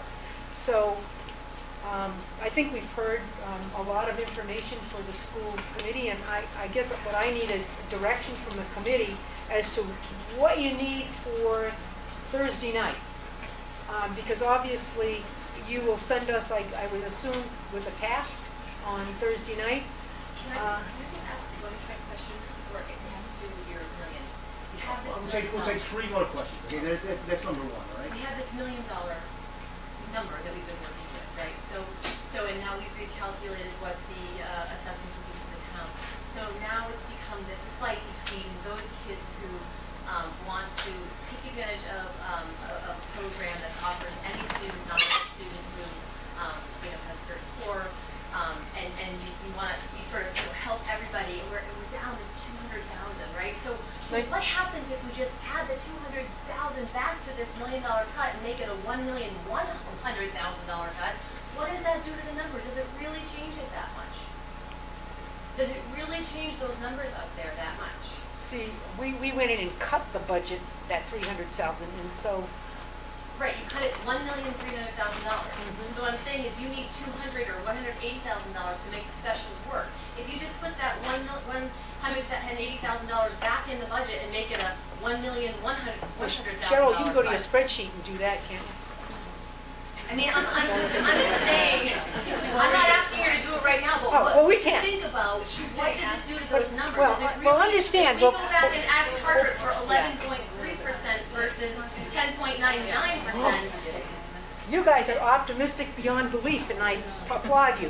I know that. I mean, I know it's going to be hard to pass the 11, but if you ask for 11 versus 11.2, is there really a difference? And then you're going to get the specialist. If we're going to fight hard for this at 11%, why not fight harder for 11.2? Okay. The woman in back.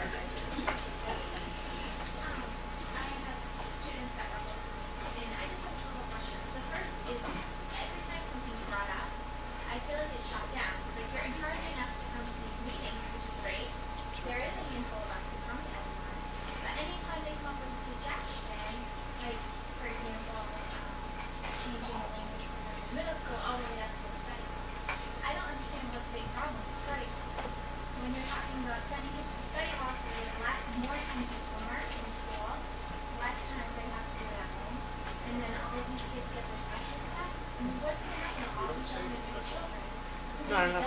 Close. Close order. And you're taking away the thing that they love, the thing that they look forward to at school. Versus, these middle school kids having to do a study hall and homework. I mean, it doesn't seem that bad of an alternative. Again, cutting the coaches, I don't understand why that's not being taken. Well, we did spend a good deal of time trying to have a conversation about why we didn't contemplate that cut based upon student achievement issues that. And we heard all of that, but we're saying to us as parents, we hear what you're saying, but when you weigh the benefits of other things to us as parents, maybe that should be considered more strongly. And yet every time we bring these up, we're shot down. That's why Well, I don't think anybody shot anything down tonight. To be honest with you, I think we've listened to a lot. We realize where the parents are coming from. This is a subset of the parents in the community, and quite honestly, we want the specials too. Oh yeah. Because I mean, we've been talking about that. We want athletics, we want the specials, but the key is going back to the towns and getting all the other folks in your town to understand what your cause is, how you would like to make sure that we provide a quality education to Quabbin. I'll take one more question from back here. Yes, it was. My name is Brendan Tubans. I've got from Hubbardston. I'm a kindergartner moving on to first grade. Around the PE budget, I noticed that, again, I'm just flying numbers off the top of my head. I noticed that there was a little bit of an increase in the bus wait time. I was curious who, causing a late start at all the elementary schools. I was curious if that could be absorbed to give us like 60% of the PEs, and then, you know, the other days there'd be no delayed start, but maybe extra recess time. Well, we haven't contemplated the extra recess time in trying to look at time and learning. I would have to spend time, you know, doing all of the numbers to be to ensure that that could work. I really want you to understand that. I hope we haven't sounded defensive, but I guess we may have. Our job is to try to say, we hear about the special. We want them as much as you do. But I can want them all I want. But without you at town meeting, I can want them. Now, I can go in and cut other things that people don't care about but are really important to kids. And because when kids get to be 12 and 13 and they go off to the middle school, it's sort of like they die. You haven't heard one middle school parent jump up and say, hey, we know what we need at the middle school, we need something. Or anybody to jump up and say, you know, there's been some, okay, there's somebody. But you know what I'm saying? So my concern is we have to make sure that we really work hard at this, we get the best, you know, kind of conglomeration of reductions and bring forward what we believe is in the best interest of all of the kids. And we've made some substantial cuts at the high school, and what I worry about there too is, okay, those kids have to have a transcript that makes them attractive to go off to college and university. So we worry about, okay, some people say, well, just cut all of that. Okay, well, yeah, but but they have to go off somewhere to the world of work, to a technical school, and they have to have the capacity to do that. You know? I'd like to say something. 30 seconds. Okay? My name is Elizabeth Garrett from Barry. You know you're finished. Well, wait till you finish. My apologies, it was actually more of a follow-up being new to the school budget program. You know, we say we have to go to the towns to support this, but when we go to the towns to support this and vote on it, are we voting on this right here? Do the towns pick and choose what they buy? Oh, no, the towns won't. Whatever the committee decides will be what's brought to the town meeting floor. Okay, so we decide on that here. Yeah. They could change the bottom line number, but they can't tell you how that bottom line number change should impact your students. Okay, so we're kind of, sorry for lack of a better term, we're kind of guessing that really won't ahead. We're So hoping. we're kind of guessing that reducing the budget another $1 million will get you more advertising. It may be okay in some towns, but not in others. Okay. And we need 4 out of 5 to ratify. For them, it's about balancing their being under the levy limit is really, I mean, it's not that they don't like us, it's not that on any given day they act sometimes like they don't like particularly me, but it's that they think that we don't appreciate their municipal, budget issues, and that we just roll in there looking for the largest possible school budget. And while we try very hard to be responsible in what we're requesting, it is hard for them to make up what the state is not producing as school, as general school aid. Remember the numbers: 64.8% of the Quabbin budget they supported in 2002. They now support 49.8%, and we keep pushing across all of the increase to the towns. And after a while, the town's saying, wait a minute, it is a state function. Education is a state function. Read the Constitution. In Massachusetts, it's a state function. And they're getting into a situation where they're going to end up activating again Hancock versus the state of Massachusetts. And they're going to go back to the Supreme Court, which has that case open, and say, it is no longer equitable education in Massachusetts. The zip code in which you are born does make all the difference. You sell homes, you know that. Makes all the difference. Just last nitpick question that I swear I'll sit down. I was just curious on the office support, which was 6 full-time employees for like $500,000. I was just curious where that number came from, or what's included with office support. It just sounded like a... Secretaries and office managers across the district. Oh, okay. 30 seconds. My name is Elizabeth Garrett from Barry, and I have a daughter who's going into 2nd grade. And I have to say, I think that Lori Shelton is a very good decision about. I mean, it just seems like that's a great solution. Why do we have to have other towns looking on that? To all the towns, so that in terms of the interventionists. No, that would be a school committee decision. The towns aren't going to vote on anything but the bottom line budget. Well, it's a solution that the school committee would have to decide is a good solution based on student achievement. Yeah, but so everyone knows that I am a critic of Common Core curriculum and I'm a critic of MCAS, and I think that it should be done away with. But here's my question is, why spend money upgrading computers for elementary school kids or having computers in elementary school at all? Not that they don't need it, but why? Why continue spending money on things like interventionists and continuous Common Core curriculum or on NPAS, which have proven to be effective? I would rather have real life teachers. Well, MCAS is a responsibility and a law that I have to implement, as does this committee. MCAS this year will require some online, okay, kids will have to take the test online. Ensuring that the computers and the skill set is available to kids so that they can access the test is a critical requirement by law. That I can't just say to the school committee, don't do that. So I hear what you're saying, but I don't get the opportunity as a public school superintendent to say, I don't like that law and I'm not going to follow it. I can say, public superintendents and teachers and parents all over the country and the grassroots and pushing to get back against MCAS and all this ridiculous testing. So actually, if you really wanted to, and all of you really wanted to, you could push back. well, I disagree with you that that is as easy as you make it sound. Well, it's because, not easy. It's not easy. well, understand that it would be, okay, the licensure of all of the teachers who participated in that would be in jeopardy. Their livelihoods would be in jeopardy because of a stand that they don't necessarily believe in. I think that there are teachers who see some merit in some of this testing that we do. Maybe not all of it, but some of it. And so, in order for us to work within the system, to work with the Commissioner of Education, to work with the Board of Education, to try to mitigate some of the over-testing that I don't think anybody would disagree with.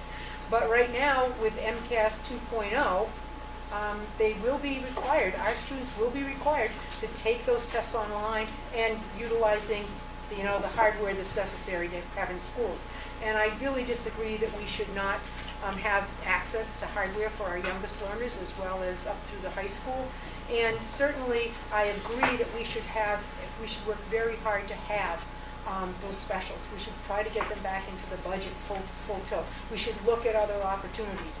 I certainly am not prepared without some committee sort of advice and consent to move off in any one direction, because we have to present some sort of a line item appropriation on Thursday night that we will send to the towns for assessments. Okay, I think we really have to take this, gentlemen, as the last question, and then what we're going to do is we really need to get some input from the school committee members as to what direction we're actually. I want to ask one more after that. Really, it makes me because I know that people are. A lot of people here, they're here, please. Okay, 30 seconds for both of you. Yeah, it's okay? really. We really need to move on. Maureen, before the special town meeting in hardware, I had asked you per household what would the rate increase be? Maureen, it says $160 per household. Well, for the average, Average household is $168. well, it would be a lesser amount now because what our assessment is that we're asking for is less. So when you're asking for $1 million, I mean, everybody sits there and thinks about it, $1 million is a huge amount of money. All right, when you break it down, it's $168 per household. Don't care about $168 as much as they care about $1 million overall. All right, over the course of the year, adding that in. I did also ask you about, putting that in possibly as a charitable donation. We'll look at the tax write-off. I'd rather raise money off of my local school than to a charity that is happening. All right, so, have you broken down these numbers into, each town with a full budget of what they're looking for? Everything, a full budget, how much is it per household? Oh, we never did the full budget. We cut $2.5 million out of the extra positions and all of that before we went to the towns. And then we went to the towns with 15, 16, 18% increases in assessments. That's what we went to the towns with and recently lost. the town of Hubbardston decided to put on of their share of the million that we just cut, which was 180, no, that would have been Hardwick, 250. Here we go, let me just. Okay, for Hubbardston, it was $252,265, which was defeated 2-1. And in Hardwick, if they had put on an override in Hardwick, it would have been for $181,211. Okay, that would have been, and that would have had an 80-cent impact on per thousand rate. So. Have you looked at it versus forced tax rate? I mean, I can write off a check. I can't write off my taxes. Well, I can write off a donation. well, technically, you can write off your real estate taxes. Well, Still yes, deduct but those, one of the few not things. as much as a charitable donation. I mean, have you looked into charitable donation? We have not. We have not. We have a Quabbin Education Foundation, do we? Yeah, I need to be Debbie Downer, but those assessments in New Braintree and Oakham aren't going to pass. What's going to happen then? Well, we're going to come back and we're going to have this meeting again, and there are going to be other things that we have to consider making adjustments and cutting, and or the school committee could just say we're not going to cut any lower, and we can just keep going back to the towns, and ultimately have the commissioner come in, working with the Department of Revenue, and set the assessment. We can go we can probably fit in 2 to 3 more town meetings on a budget, keep cutting it and cutting it and cutting it and backing in and seeing if the towns, we can get to something they can handle. I just don't know what they can handle without overrides, because I don't know their stabilization, their free cash, as well as, for example, in Oakham. I mean, Claire, you know very specifically what you would have to do to make this work. Yep. And I don't think it's a surprise in any of the other towns. I think they've worked very hard to understand what this means to them. I mean, we need a prop 2.5. We're at levy limit. The levy limit. We're at levy At limit. giving us only 2.5. Right, and we've applied all free cash. Okay. All free cash, levy limit, level the budget. Let's take a look at what we would have to do to back in to what Oakham and New Braintree voted. Let's say the school committee said to us, God will, and they will never say this, Maureen, cut deep enough to get the assessments to 2.5% or less in New Braintree and Oakham. So if I got those 2 towns, I would have a budget. I think you'd have to cut the budget from last year. Yeah, well, we would. You'd have to cut the budget. We'd have to go a negative budget. Yeah. All right. Okay, so I think now, like, if any school committee members have any ideas or any direction that we really want to employ with the administration as to I don't think we want to back into Braintree or Oakham or well, I just think we should see the numbers. No sports or anything else. Yeah. All right, you want to try to back into New Braintree? Well, 2.5%. 9 o'clock at night? Okay, we'll work the spreadsheet maybe. In the 11th hour, I don't know if my brain's going to work. What's the timeline for the budget getting approved before the state comes in? December 1st. See, the problem I'll have is if I have no budget, who do I dare keep employed? Who can we're on a 1/12 budget. 1/12 budget of last year, or, the one that just ended. So a 1/12 budget means, okay, how long does the school committee dare go with fully employed certain people when we're really running out of money? We don't have a budget to support them. So please understand that, okay, keep talking.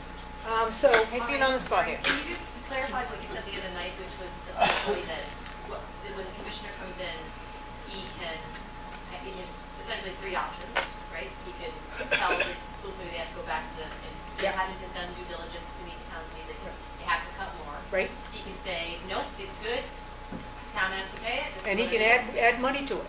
Or he can say, add money to it, right. And you're still not meeting the state requirements, right. And you can add, those are the 3 options that he could do when he comes in December, right? Yeah. And he was here 5 years ago.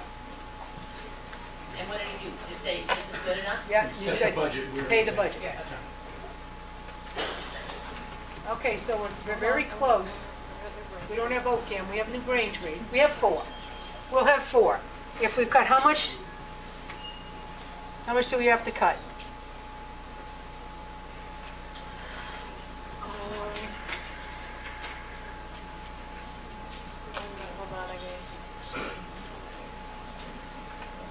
Notice that we've got, in order to get down to where, this would leave OCAM at 3.89%, but we would back into New Braintree, it would be a negative budget, negative assessment in Hubbardston, a 1.71 assessment in Hardwick, which they've already voted well and more than, and a negative 2% in Barry.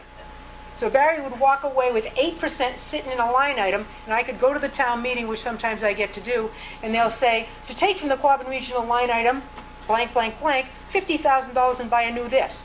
To take from the Quabbin Regional line item, because they will have raised and appropriated more money than they need in their Quabbin line. So to do that, our budget would be negative. Close enough. We could pass this.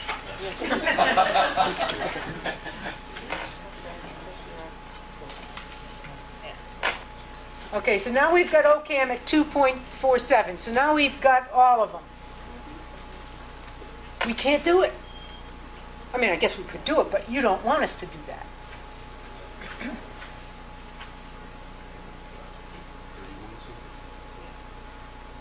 More, that's more than we've already done tonight. So we'd have to cut another 1.3 million? Yeah, another.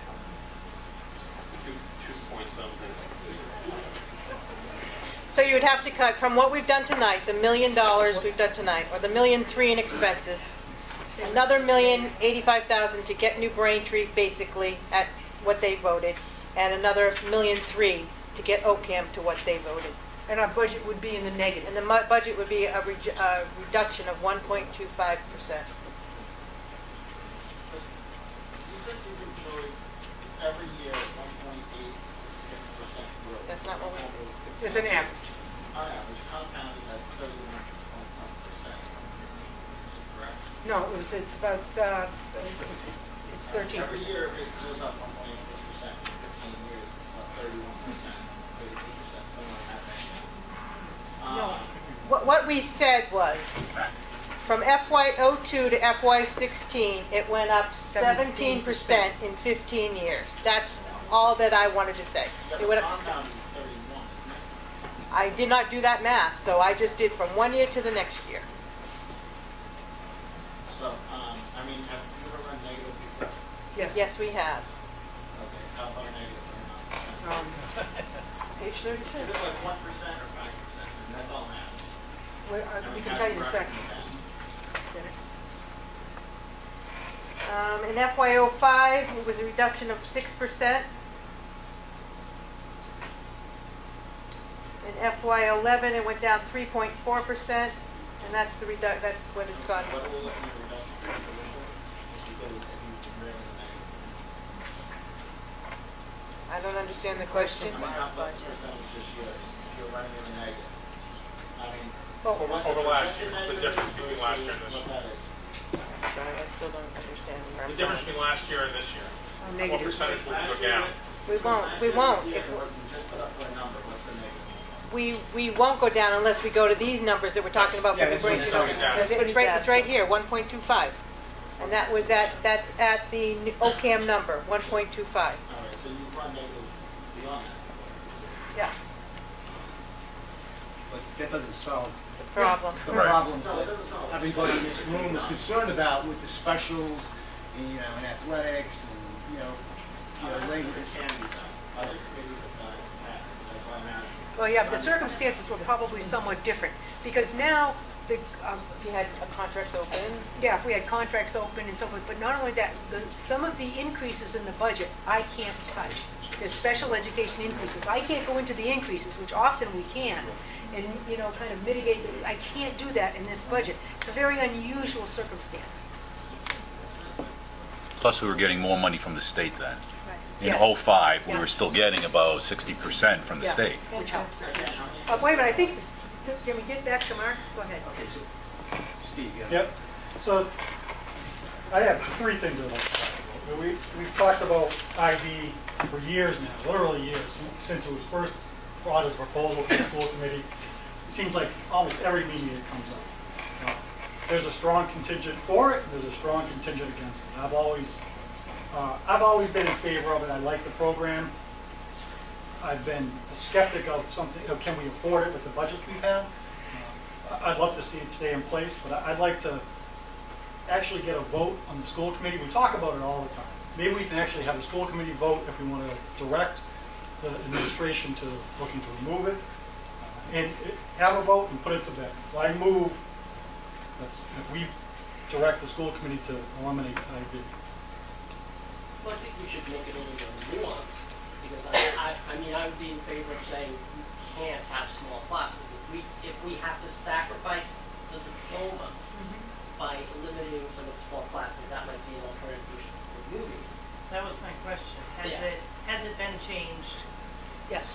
After all the meetings and discussions recently? And I think, are we going to see the same program that we have seen in the past? I think the important thing is to understand that we have some kids in the pipeline. And if we were to have a thing to eliminate or whatever, then it couldn't be this year. 4 years. 4 years. Well, probably not that many years from now. Whenever. Yeah. You have freshmen coming in? But it's only a program that exists in 11th and 12th grade, so we have So, and we have restructured the way in which it's offered, and so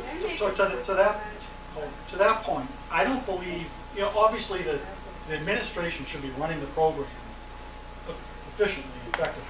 So we don't need to we shouldn't need to tell the administration, oh, make sure the class size is reasonable. That should happen without our direction. That's just something that should take place. So I don't agree that we should nuance it. Oh, if the classes appear to be causing too small, I think we should just have a vote to eliminate it or not.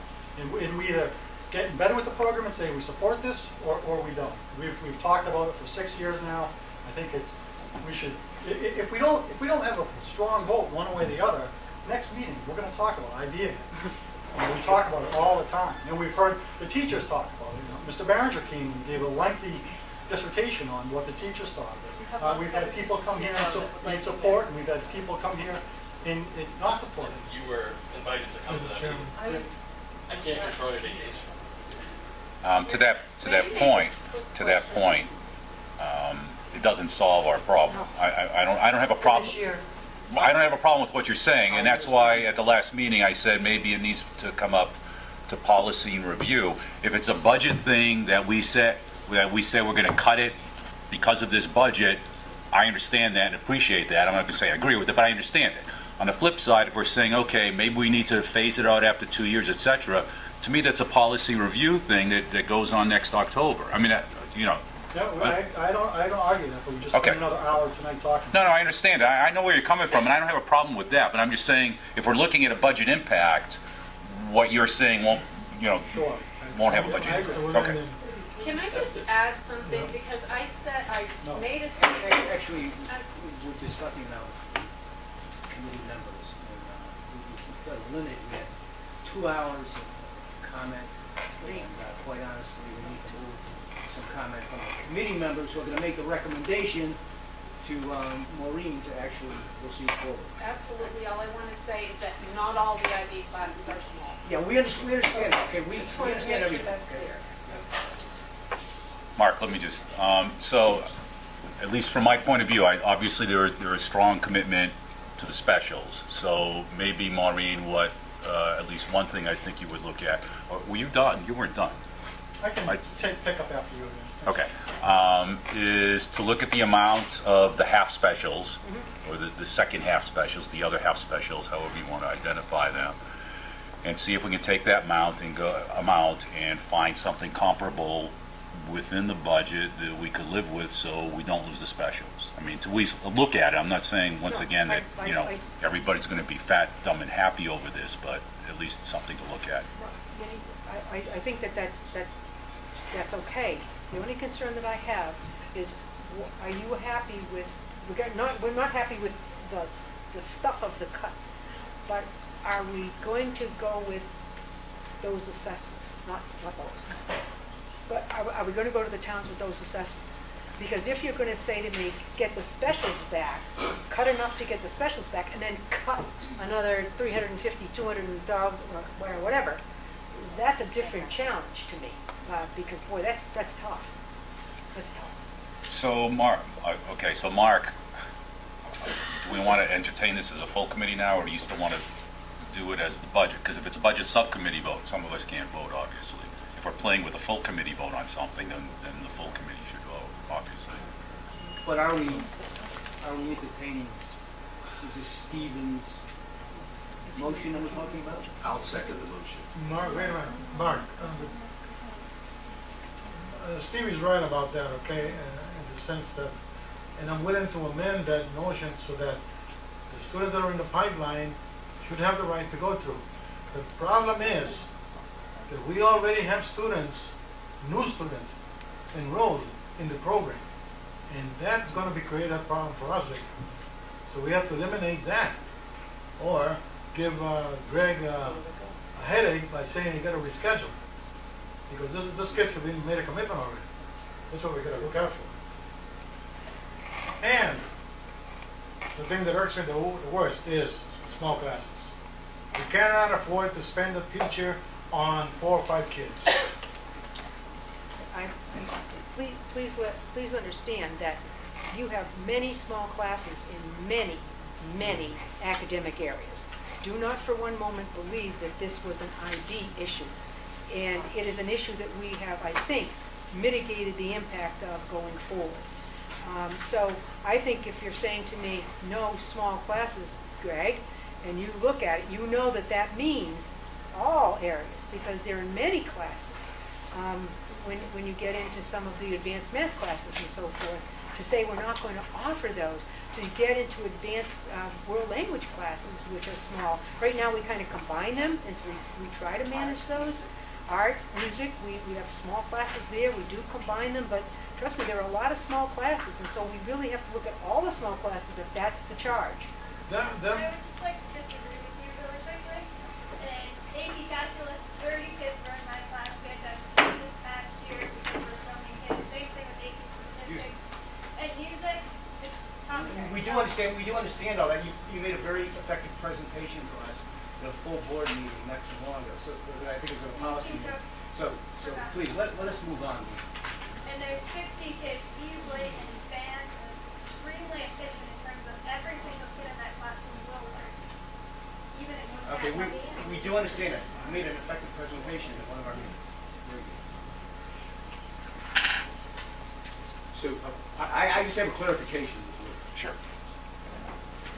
You believe there should be a vote of just the budget committee on Steve's?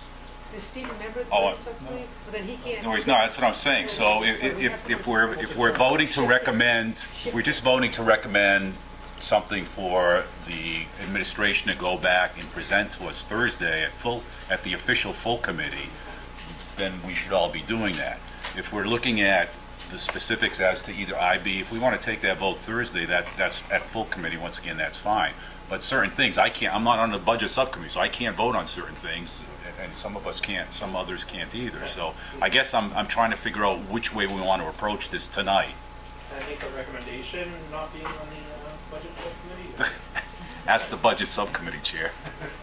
Not at this point. He's not allowing the motion. I just want the administration to go back and look at the specials. I think it would be too disruptive at the elementary level to even try to put it in half-time. I just see that as being crazy. I can't imagine kids having it part-time. You know, I don't know. Are if you were saying gonna do that every other day? you want us though to keep do you want us to add them back in? Yep. Or do you want us to take them out and take out another couple $100,000? Take out the coaching. Yes. Yes. I agree. I think they need all the specials. So we're looking for a motion to reinstate all the specials At the elementary.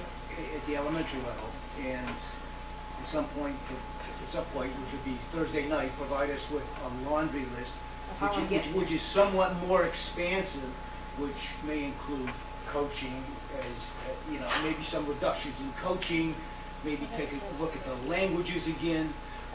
Some of the things that were discussed in this room tonight, so we can put some hard numbers to it. I mean, I know, we can talk about IB again, That's fine, but we're not gonna be able to end IB for the coming year. So, I mean, we can talk about a recommendation for 2 years down the road, and 2 years down the road, say $100,000. We need to motion, whether we want it, whether she wants to go, want to stick with the 1 point whatever million right now, playing with the specials, or do we want it? My motion? Her motion. Oh, okay.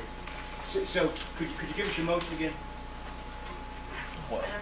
Well, it has to be, are we going to do it How within the we're million? going to do it?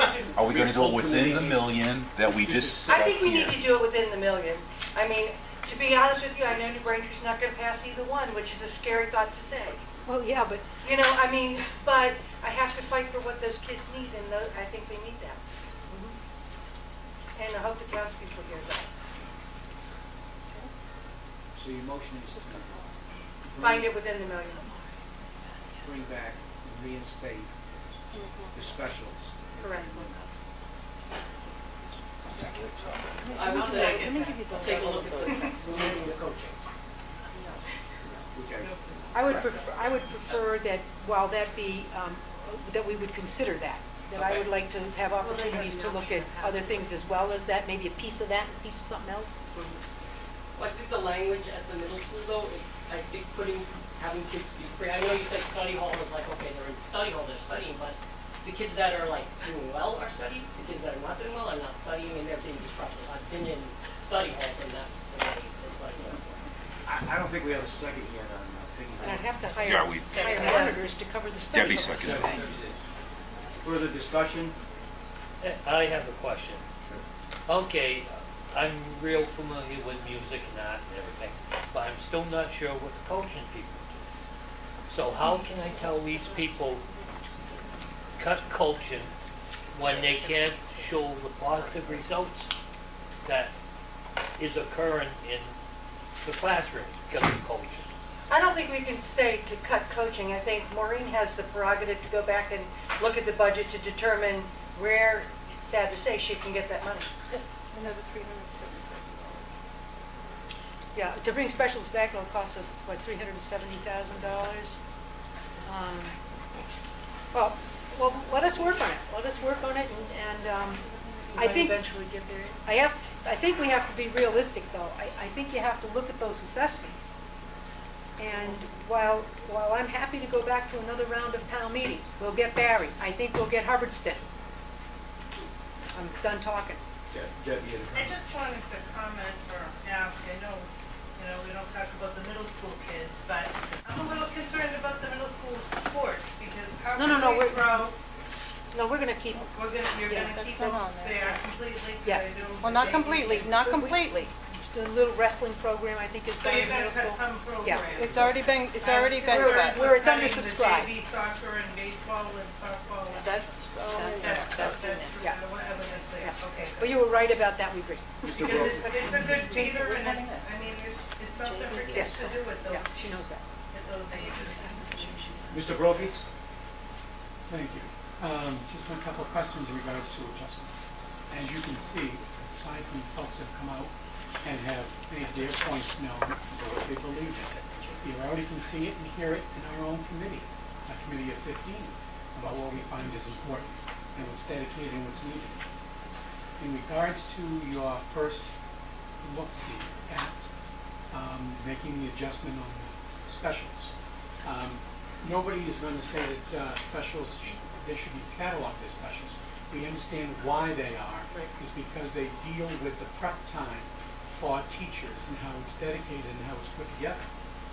But can you tell us how many art, music, phys ed, technology, how does the schedule look? Is it a weekly art class? Is it a weekly What it is music now, class? Yes. it's a weekly 5 opportunities for kids. They have 2 days a week of physical education. They have 1 day a week of art, 1 day a week of music, and 1 day a week of media/technology And the opportunities. potential adjustment of asking for half, was it to go to an every other week schedule? No, it would have been too Or was complex. it to continue to a 90-day? I would, 90 roster? days, yeah. So in other words, if I'm in Barry Elementary, I would have what I just described for 90 days, and then I would go to a delayed start for the second half of the year, say January, whatever.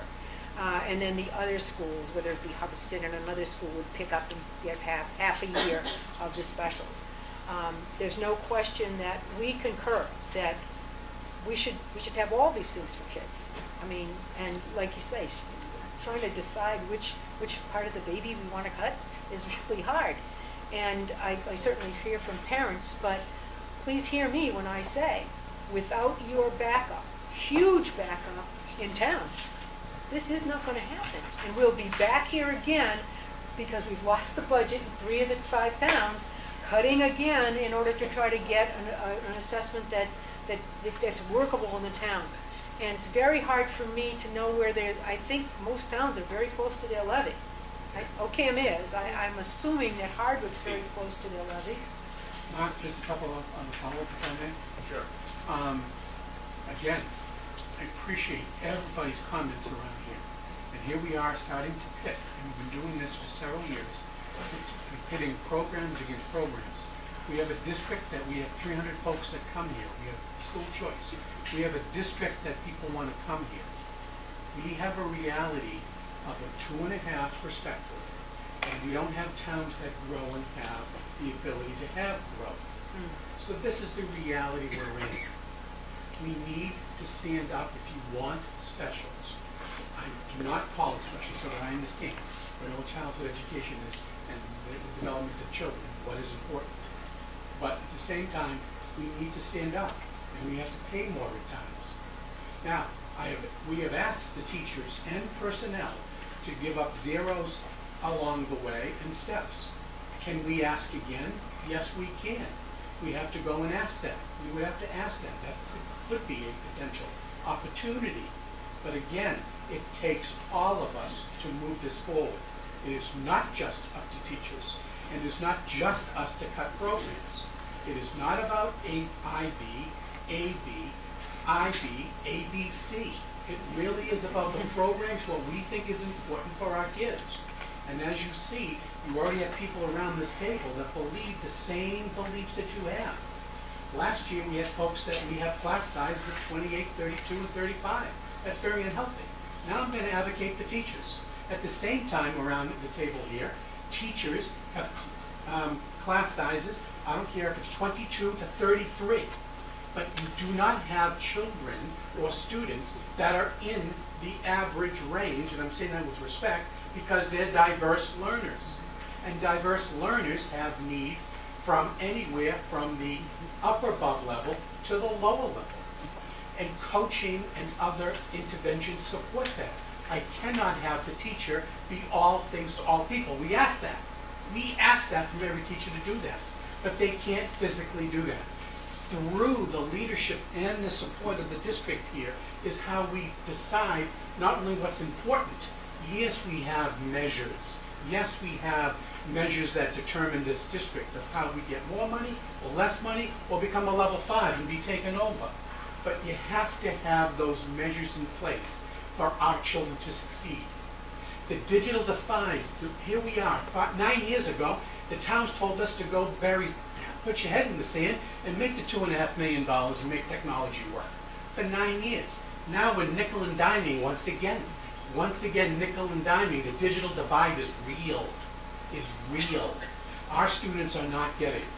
What can you do? You support an override. That's what has to happen. You have to put these cuts out because if we continue to do this, we're not going to have a district. So I will not support throwing IB, AD, ABC out or the specials. But you tell me how I'm going to cut $1.3 million. I need your help to support the budgets and pay a little more for education. That means the legislators also have to go. We have to merge our districts. It's time North Brookfield becomes part of Quabbin. Wachusett could become a larger district. We could do that. It takes time, energy, and effort to do that. And we are going to start suing Hancock because we don't have the money. I cannot sit here and support cutting. I can go to halftime. I believe in half-time. I don't want to take away the program, but can we adjust it somehow that we keep it in here because we know the developmental approach is important. And then where else can we go? I think it's time we do ask our workers maybe if they could come to the table and may want to work. We have to open that contract, but it's a question to ask. No, I'm directing this, actually, I'm directing, but I'm hoping that we can do that because there's no other way. Claire knows 2.5%, and the way OCAM, they cannot afford it. People have to come out and stand up and say they want to support this. And lastly, a reality is, unless you want to continue to pay, we're going to have to consolidate schools. We can run this district on 2 elementary schools and still be a very viable community, regardless if you live in Oakham, New Braintree, Oakham, Barry, or Hardwick, or anywhere. So those are the perspectives. I know I can get on my soapbox, and I apologize, Mark, but I'm not going to sit here and support cutting specials, but I need more at this table for us to do, because we are no longer can do this nickel and dime approach anymore. We are dismantling the district. Thank you, Mark. Very salient points. Any more discussion on Peggy's motion? I'll just make one point. Although I'm not on the budget subcommittee, and this goes to Mr. Brophy, was just saying, I'm of the mindset to put the specials back in and increase the assessments to the town. I have no problem going back. We don't have to back into a 6.5 because Barry, that's the number they picked. I have no problem going back and asking Barry for 8.5. I agree wholeheartedly. I won't be as eloquent as Mr. Brophy. I agree wholeheartedly that we're continuing to dismantle the district. The offerings we've had have been declining over the years. So I don't have a vote tonight, but come Thursday, I'll vote to increase the assessments beyond the $1 million cut. That's where they'll be. That's where they'll be if we put the specials back in. Can you see that? That's where they'll be. Shift over more, Cheryl. No, right here. Oh, This yeah, is where okay. they'll be. These. Nine, Barry.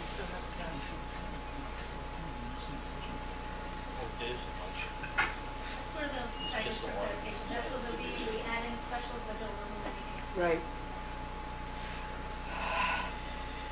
It's heavy lift.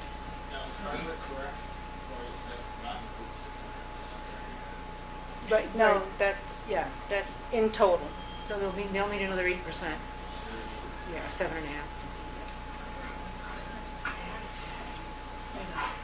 The motion on the floor was to restore the special and also provide us with some options as to how to Offset. Offset them. Is that correct? Yeah.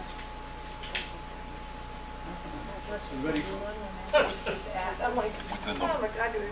Within the million, within the So make another 1 point whatever million. $370,000 worth of cuts. Say that again, Cheryl? So in order to do that, we need to find another $371,000 worth of cuts.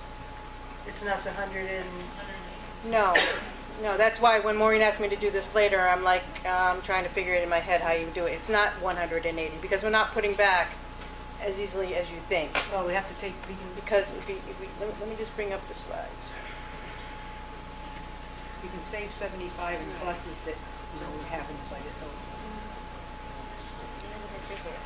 I may be able to figure out a way to restructure physical education at the high school to free up some time, perhaps, to help us with that. So let us take a shot at doing it both ways. See what it looks like. So here's what it really is. We said that we would save $551,000 if we cut all the specials.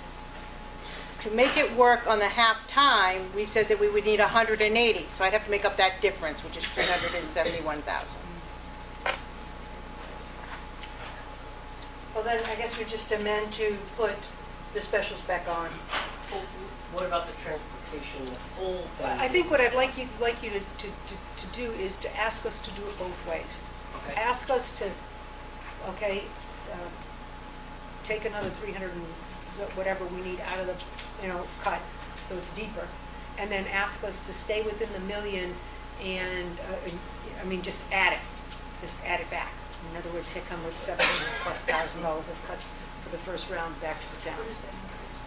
Maureen, I understand that there's a move to petition the legislators to override the veto that the governor made that included the cuts to the schools and the towns. Well, I don't know what he cut yet. Do you know? There were 2 lines on there that. Don't tell me local aid. I don't have things in my mind right now, but I know there were 2 items. One affected the schools, the other because, as a matter of fact, let's see. Did you get anything from Mataloni? About Baker's stuff? Yes. What did he cut? Do you know? It wasn't specific. It just said that she had 0 numbers in it. She just said to contact her. 250 million. Yeah. He cut. Yeah. I don't know what areas it's in yet. I would suspect that was. Ironically, one of the things was special ed reimbursement. That stood out to me. Don't even That's say the thing in our district. I'm just telling you that stood out to me. Yep. He vetoed 412 million from the budget. Mark, are we voting on her motion? And of course, you won't get any results until the end of this month. Right, till June 30th, till July 30th. Jess, what do you have as the motion? Well, I've got a few of them. The last motion I have is a motion to reinstate specials and provide options to restructure the budget. And then the other one, and part of that motion is to do both, to cut them, to put it back in and cut other things to look at that, and then to also just add. Because just adding them is just me with a pen, trying to do that. Is there any way to do like Mark suggested, the every other week, or is that not an option? It's because of delayed start in childcare, you probably all want to just run me out of town. If I said, this is A week, then there's B week, and oh God, I would think that would be so disruptive to families. So is the budget subcommittee ready? Did I answer your question? We answered your question? Yeah, but I mean, as far as options, are we specifying options? Like, should we make an we talked about making a motion to allow you to go back to the teachers and open it up. Would that be part of this? Well, that is something the full school committee would have to vote and authorize me to do. Okay. So do you want to leave the motion as it is to provide options, or do you want it to be more specific? I think she wanted to look at it both ways. I want to look at both ways, and then obviously if the school committee is going to, give me some other direction on Thursday night. Because what you need on Thursday night is for Cheryl to have 2 appropriation reports. One with just adding it to it, and the other one, going into all the line items and seeing if we can do anything else. One more time, the actual motion. Hang on 1 second. Motion to reinstate specials and provide options to restructure the budget by cutting from the $1 million cuts made this evening and by adding specials back into the budget. And or by adding specials back into the budget. Does that make sense? Peggy, does that sound? Okay, it was seconded. Do you want me to do a roll call so that we know who's on budget sub? Yeah. Okay, one last question. Maureen, of the 4 specials, how would that split between 5 specials. what art and music? 50-50 or how? Oh, I need an additional music teacher, an additional art teacher, an additional media teacher, and an additional physical education teacher. We ready for a roll call vote? Mrs. Chamberlain? Yes. Mr. Hanson? Yes. Mr. Kelly? Yes. Mr. Miller? Yes. Mrs. Thompson? Yes. And Mr. Wigler? Yes.